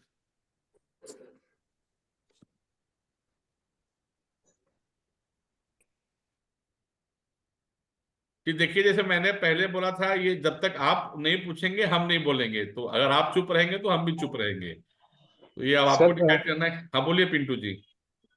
हाँ सर, मेरा एक सवाल था कि जैसे मैंने सेक्शन 44 में अपने ब्रांड को करवाया है ट्रेडमार्क, लेकिन अभी हम लोग सर एप्लीकेशन क्लास भी लॉन्च, क्लास 44। क्लास 44, हाँ, हाँ तो हम लोग सर अभी एप्लीकेशन भी लॉन्च करेंगे अभी, वो अंडर प्रोसेस है।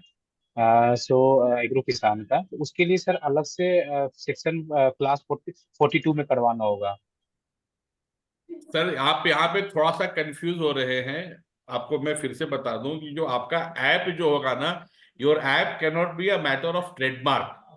आपका ऐप जो है can best be a matter of copyright, because it is a software programming, correct. और सॉफ्टवेयर देखिए हर चीज का अलग अलग डोमेन है।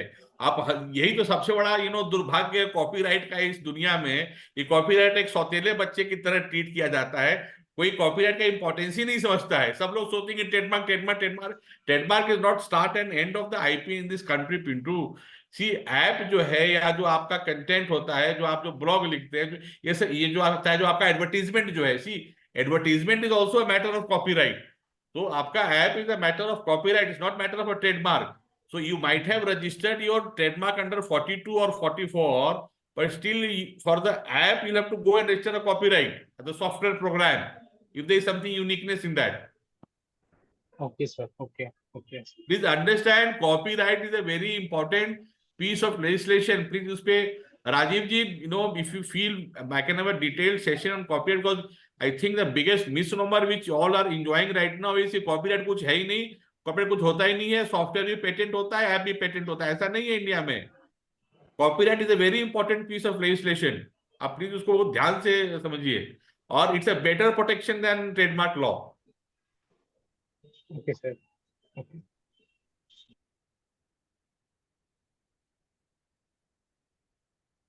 एक minute.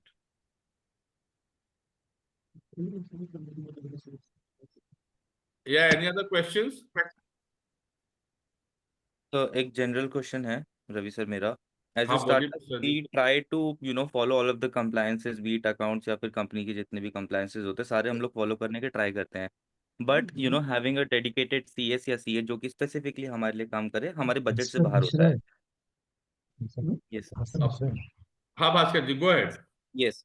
So in this case काफी बार ऐसा होता है, कुछ ऐसे कंप्लायंसेस होते हैं जो हमसे ना चाहते हुए भी मिस हो जाते हैं, and this goes on for years and years until we realise.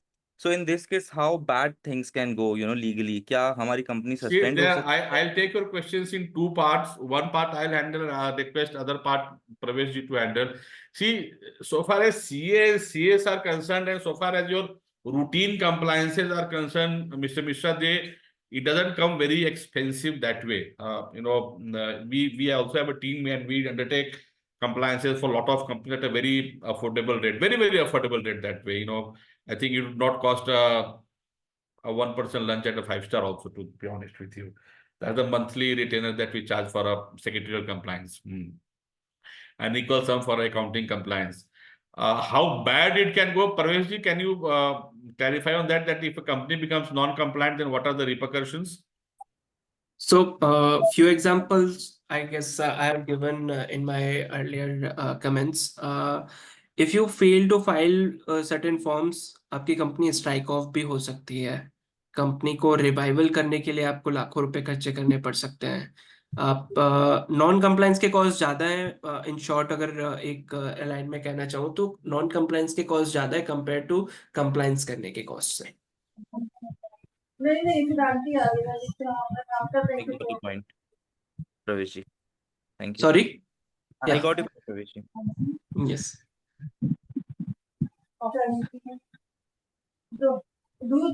Yes, yes, please go ahead.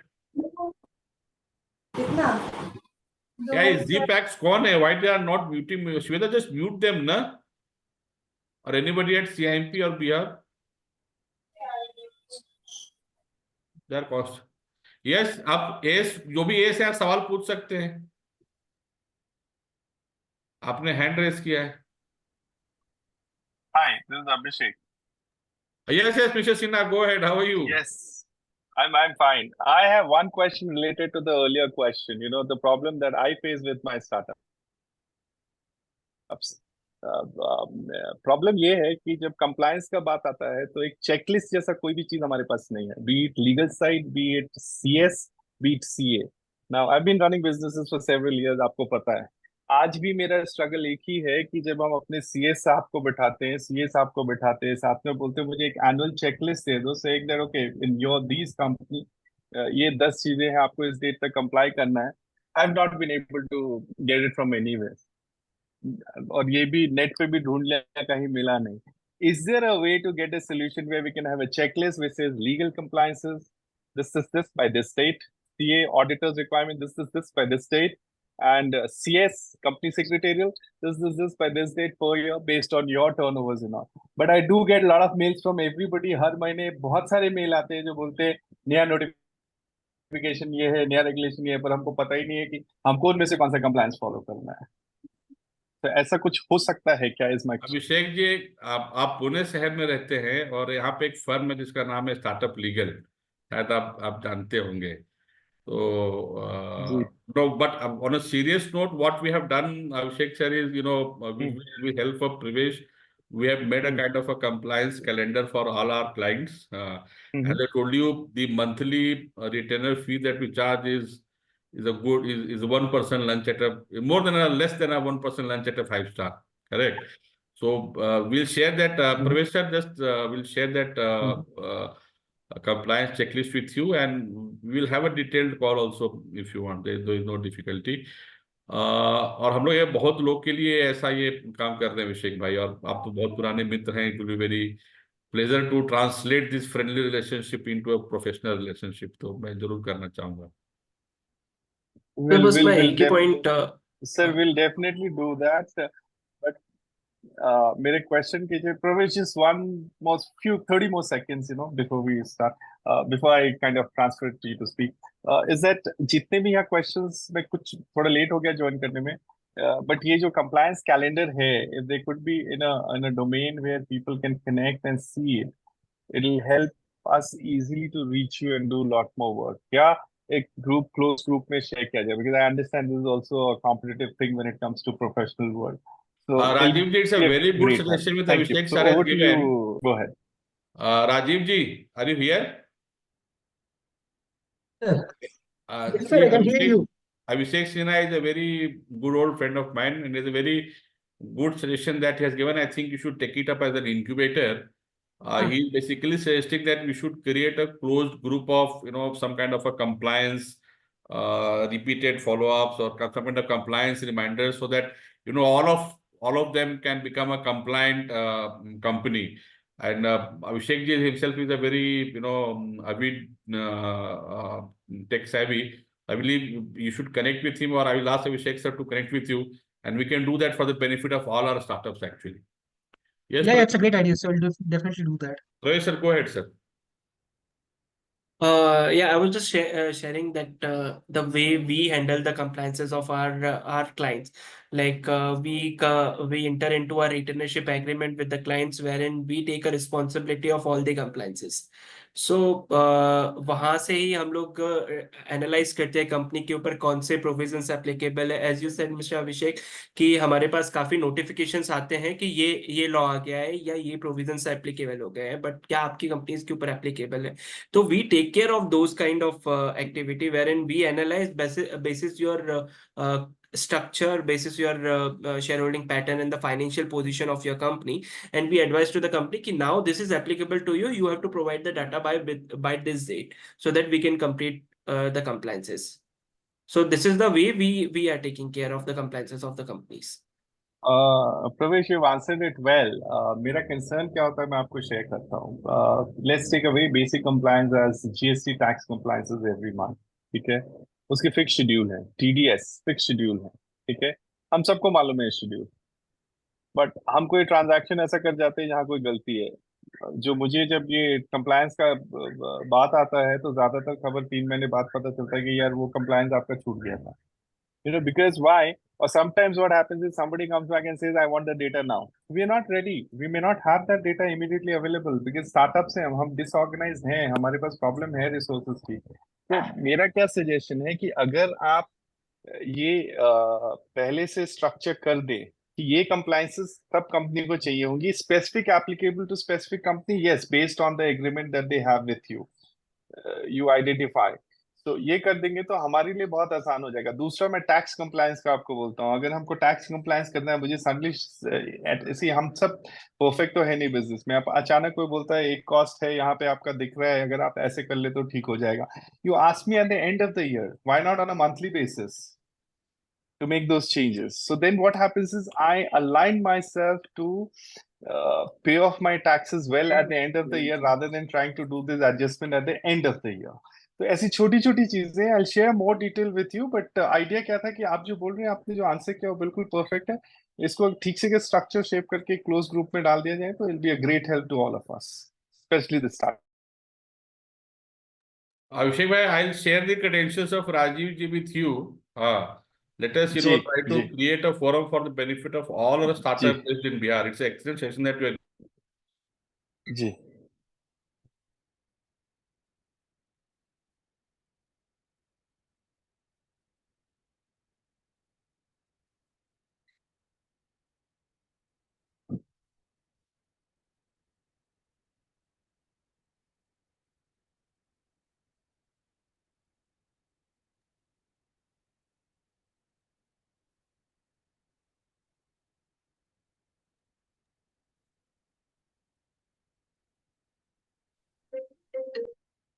Ji.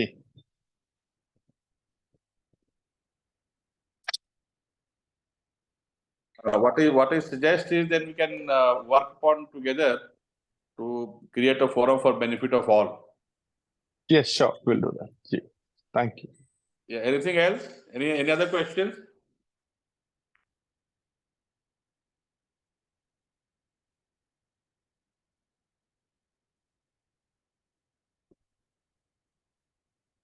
Any other questions we have?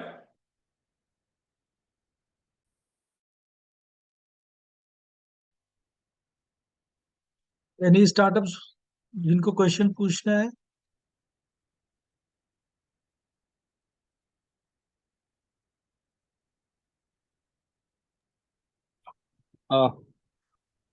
May I? This is Abhishek again.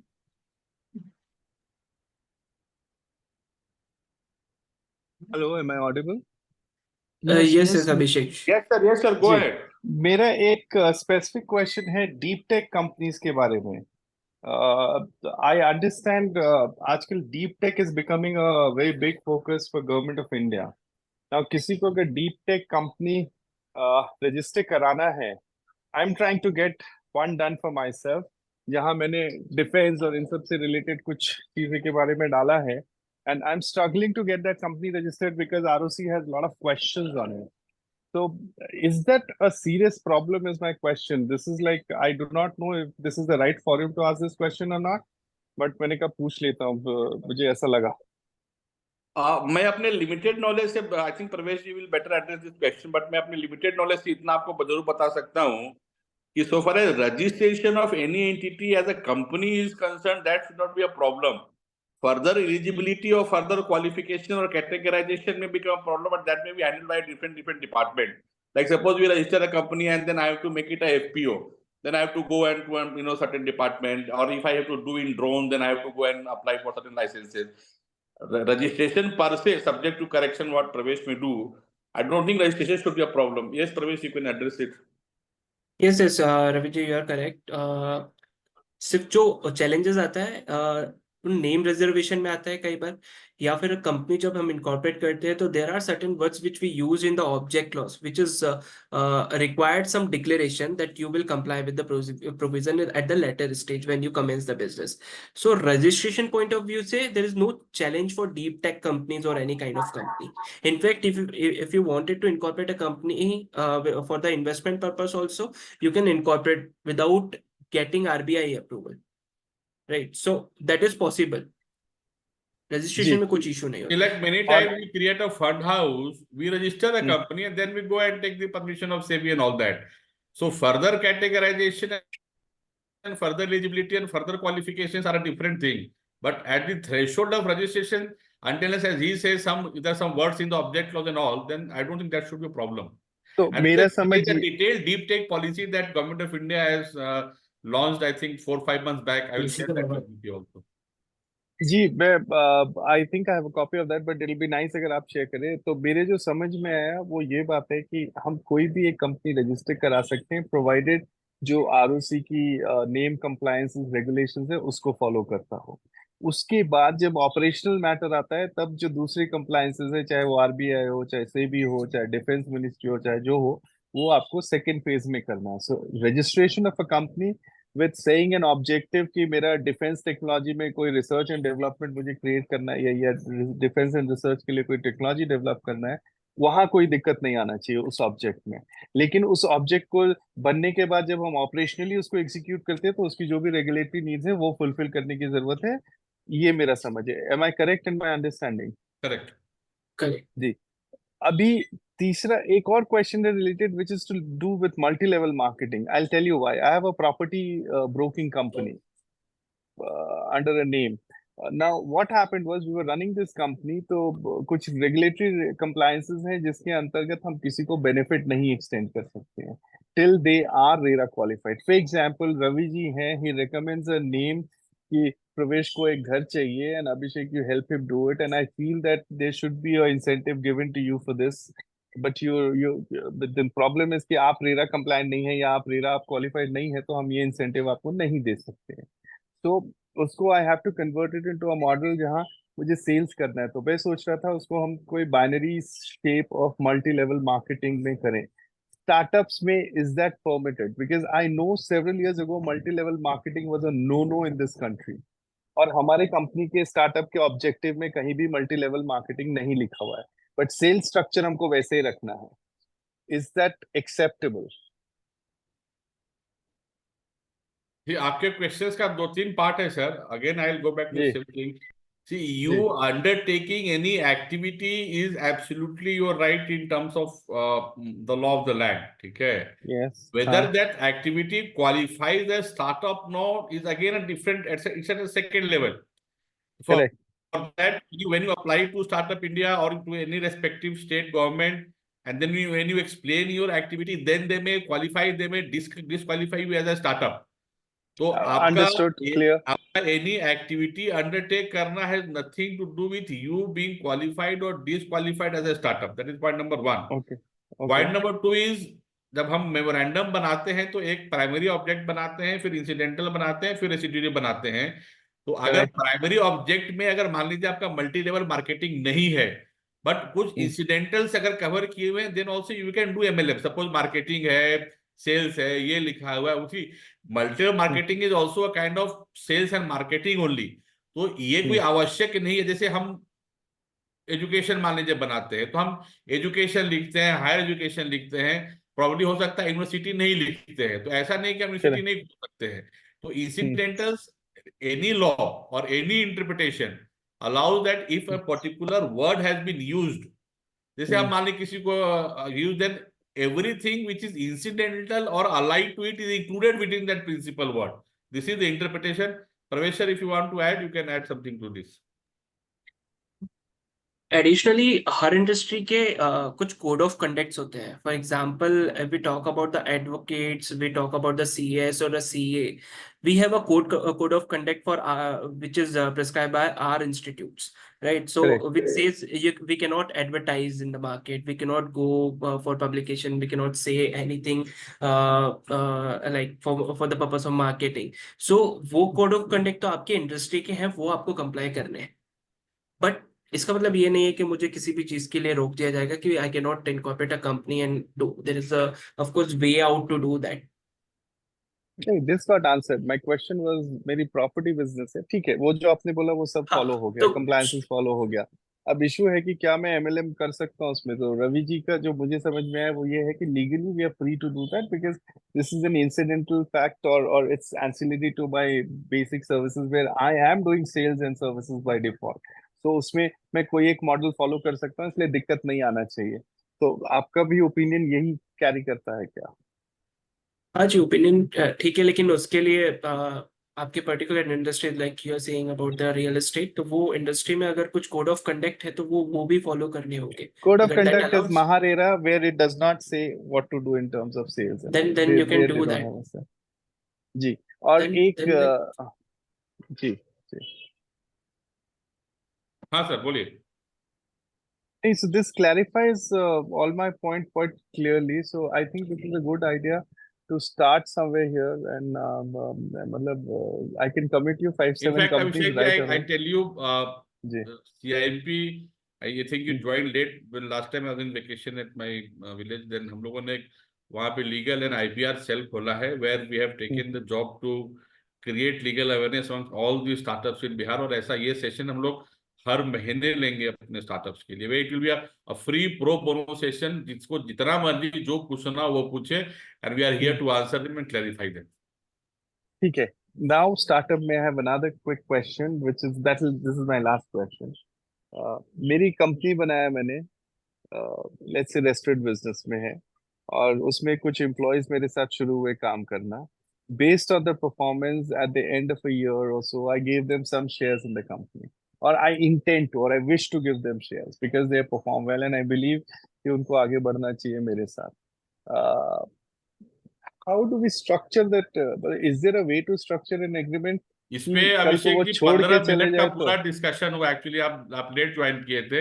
हम ईसॉप पे यहाँ एटलीस्ट 15-20 मिनट का पूरा discussion सिर्फ हम So ESOP I'll run through the recording अगर आप हाँ, कर you run लोगे through तो the मुझे recording भेज because the. otherwise Yes, it will I'll be a do kind that. of repetition for all of No, all no, of no. us. हाँ. Let's not do that. 15-20 So minutes का पूरा discussion हमने ESOP पे किया actually. done. और We'll अभी share the recording on the YouTube channel or CIMP जी, BF YouTube channel, so you can sure, watch it from there. sure. That'll be great. That'll be great. Any other questions? Sir, there is one question in the chat box. It's could design I might patent have lost filed it because the current went off, so I might not could have there. design patent filed with only pick of respected design or drawing is mandatory. Pardon, can you come again? Could design patent filed with only pick of कि respected design. Patent में आपको सब कुछ file करना पड़ता है, वो सिर्फ एक ड्राइंग करके फाइल नहीं होता है. क्योंकि प्लीज आप अंडरस्टैंड कीजिए, मैं बार बार यही बताने की कोशिश कर रहे हैं कि आपको ये जो भी इंटेलेक्चुअल प्रॉपर्टी राइट जो भी मिलता है वो आपको एक्सक्लूसिविटी दे देता है. एक्सक्लूसिविटी का अर्थ ये होता है कि दूसरा आदमी या दूसरा कंपनी उसको उसी रूप में इस्तेमाल नहीं कर सकता है. तो आपको आपको हर किस्म का डिस्क्लोजर देना पड़ता है जो वो मांगते हैं. Everything let you disclose. अगर आप डिजाइन के लिए जाएंगे तो ड्राइंग्स भी मांगते हैं आपके कि ये शेप कैसे बनता है, इस शेप में क्या यूनिकनेस है. इस यूनिकनेस को सपोर्ट करने के लिए आपको जो जो मांगेंगे वो सब आपको देना पड़ेगा. Anything else? और कोई?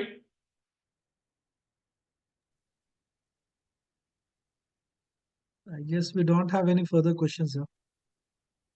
तो आप लोग जैसा राजीव जी ने कहा, एक हमारा एक लिंक है स्टार्टअप लीगल प्रो बोनो, सब लोगों ने सेपरेट है. आप क्वेश्चंस डालते रहिए, हमारा ये प्रयत्न रहेगा और हमारा ये हम कोशिश करेंगे कि हम हर महीने आपसे मिले और आपके जितने भी क्वेश्चन हो, प्रश्न हो, हम उसको एड्रेस करें. और प्लीज बेहिचक पूछिए.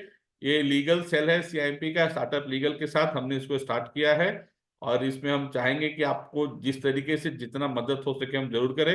हाँ, किसी को स्पेसिफिक क्वेरी हो सकती है वो हमसे बाद में संपर्क कर सकते हैं. ईमेल ID मैंने डाला है, मेरा नंबर भी होगा, मैसेज जा सके आप कर सकते हैं, हम उसको जरूर एडजस्ट करेंगे. आप you can also give us suggestions. अगर मान लीजिए कि हमारे समझाने की प्रक्रिया में कुछ गलती हो रही है, please speak up. I would love to interact with the people. हो सकता है कि हम लोग अच्छे से नहीं समझा पा रहे हो, या हो सकता है समझाने का तरीका आपको कोई अलग तरीके से चाहिए, या कुछ अलग विषय पे भी हम डिस्कस कर सकते हैं. तो I would like to have those constructive suggestions because our endeavour is to support our entire ecosystem. तो अगर आप लोग कुछ सुझाव हो, आप लोग कुछ बोलना चाहें, कुछ अच्छा ही बोलना चाहें ताकि हमें अच्छा लगे, कुछ अगर क्रिटिसिज्म भी हो तो वो भी हम उसको बहुत हेल्दी रूप से लेते हैं. अगर आप कोई कुछ बोलना चाहे तो प्लीज बोल सकता है. Will love to interact.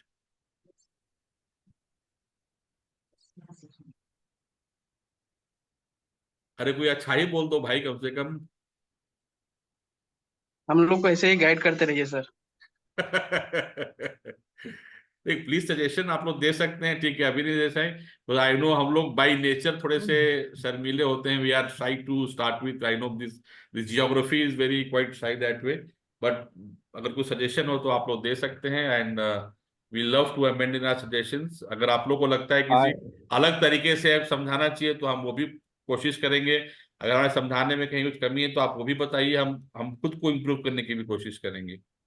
मेरा रवि एक सजेशन है रवि जी सर यहाँ पे, आई एम सॉरी कोई बोल रहे थे, शायद मैंने बीच में बोल दिया। no, please continue, sir. Please continue. I'll ji, speak after so you are my done. my suggestion is that ये जो भी questions यहाँ पूछे गए, for example somebody like me who missed some part of the session क्योंकि मैं कहीं बाहर था, तो जो रिकॉर्डिंग तो देखना एक चीज है, बट इसके जो इम्पोर्टेंट क्वेश्चंस हैं which got answered, important one, उसका अगर हम एक कोई online access based storage create कर सके, जहाँ कोई जैसे मेंबर की तरह एक्सेस करे और वो अपने क्वेश्चन को टाइप करें and they get some answer and the related video clip of that timing there, will be a great help. So what happens is the question gets answered in the form of text पढ़ के, और उसी के अगर connected link video है हमने click किया तो उस यूट्यूब जो भी वीडियो रिकॉर्डेड है उसका वो पोर्शन सिर्फ लाइक आपने कहा 15 मिनट का सेशन हुआ इस पे, वो 15 मिनट्स मुझे दिख गया। So important aspects on a thing. So इसको to explain it little better I will try to put it this way कि यूट्यूब पे कई बार हम देखते हैं कि नीचे जब वो टाइमलाइन चल रहा होता है तो छोटे छोटे ब्रेक्स होते हैं बिल्कुल, that basically says one section of जो जिस भी सब्जेक्ट के बारे में बता रहा है उसका सेक्शन 1, सेक्शन 2, सेक्शन 3, इस तरह से। तो अगर ये हम कर सके तो बहुत अच्छा होगा, it will be a great help to all of us. Yeah, we'll certainly do that. Rajiv ji, you please get in touch with Mr. Sinha, मैं आपको उनका नंबर दूंगा। मैं टेक सेवी नहीं हूँ, so कैसे टेक सेवी कर सकते हैं sir? You can take it up so that it can benefit all of us. Sure, sir. Definitely, sir. And Ravi sir, thank you very much for hosting this special session today. On behalf of entire CIMP, BIF, and BHub, I'd like to thank you and your entire team for conducting such a beautiful thing. तो इसको हम लोग monthly basis पे, जैसे यहाँ जन सुनवाई होती है सीएम की, उसी तरीके से जो है एक लीगल जनता सुनवाई की तरह अदालत, जैसे हाँ, जन जनता अदालत की दरबार, तरह हम हाँ, लोग जनता इसको दरबार ना, जनता दरबार, राइट। तो लीगल दरबार हम लोग लगाएंगे।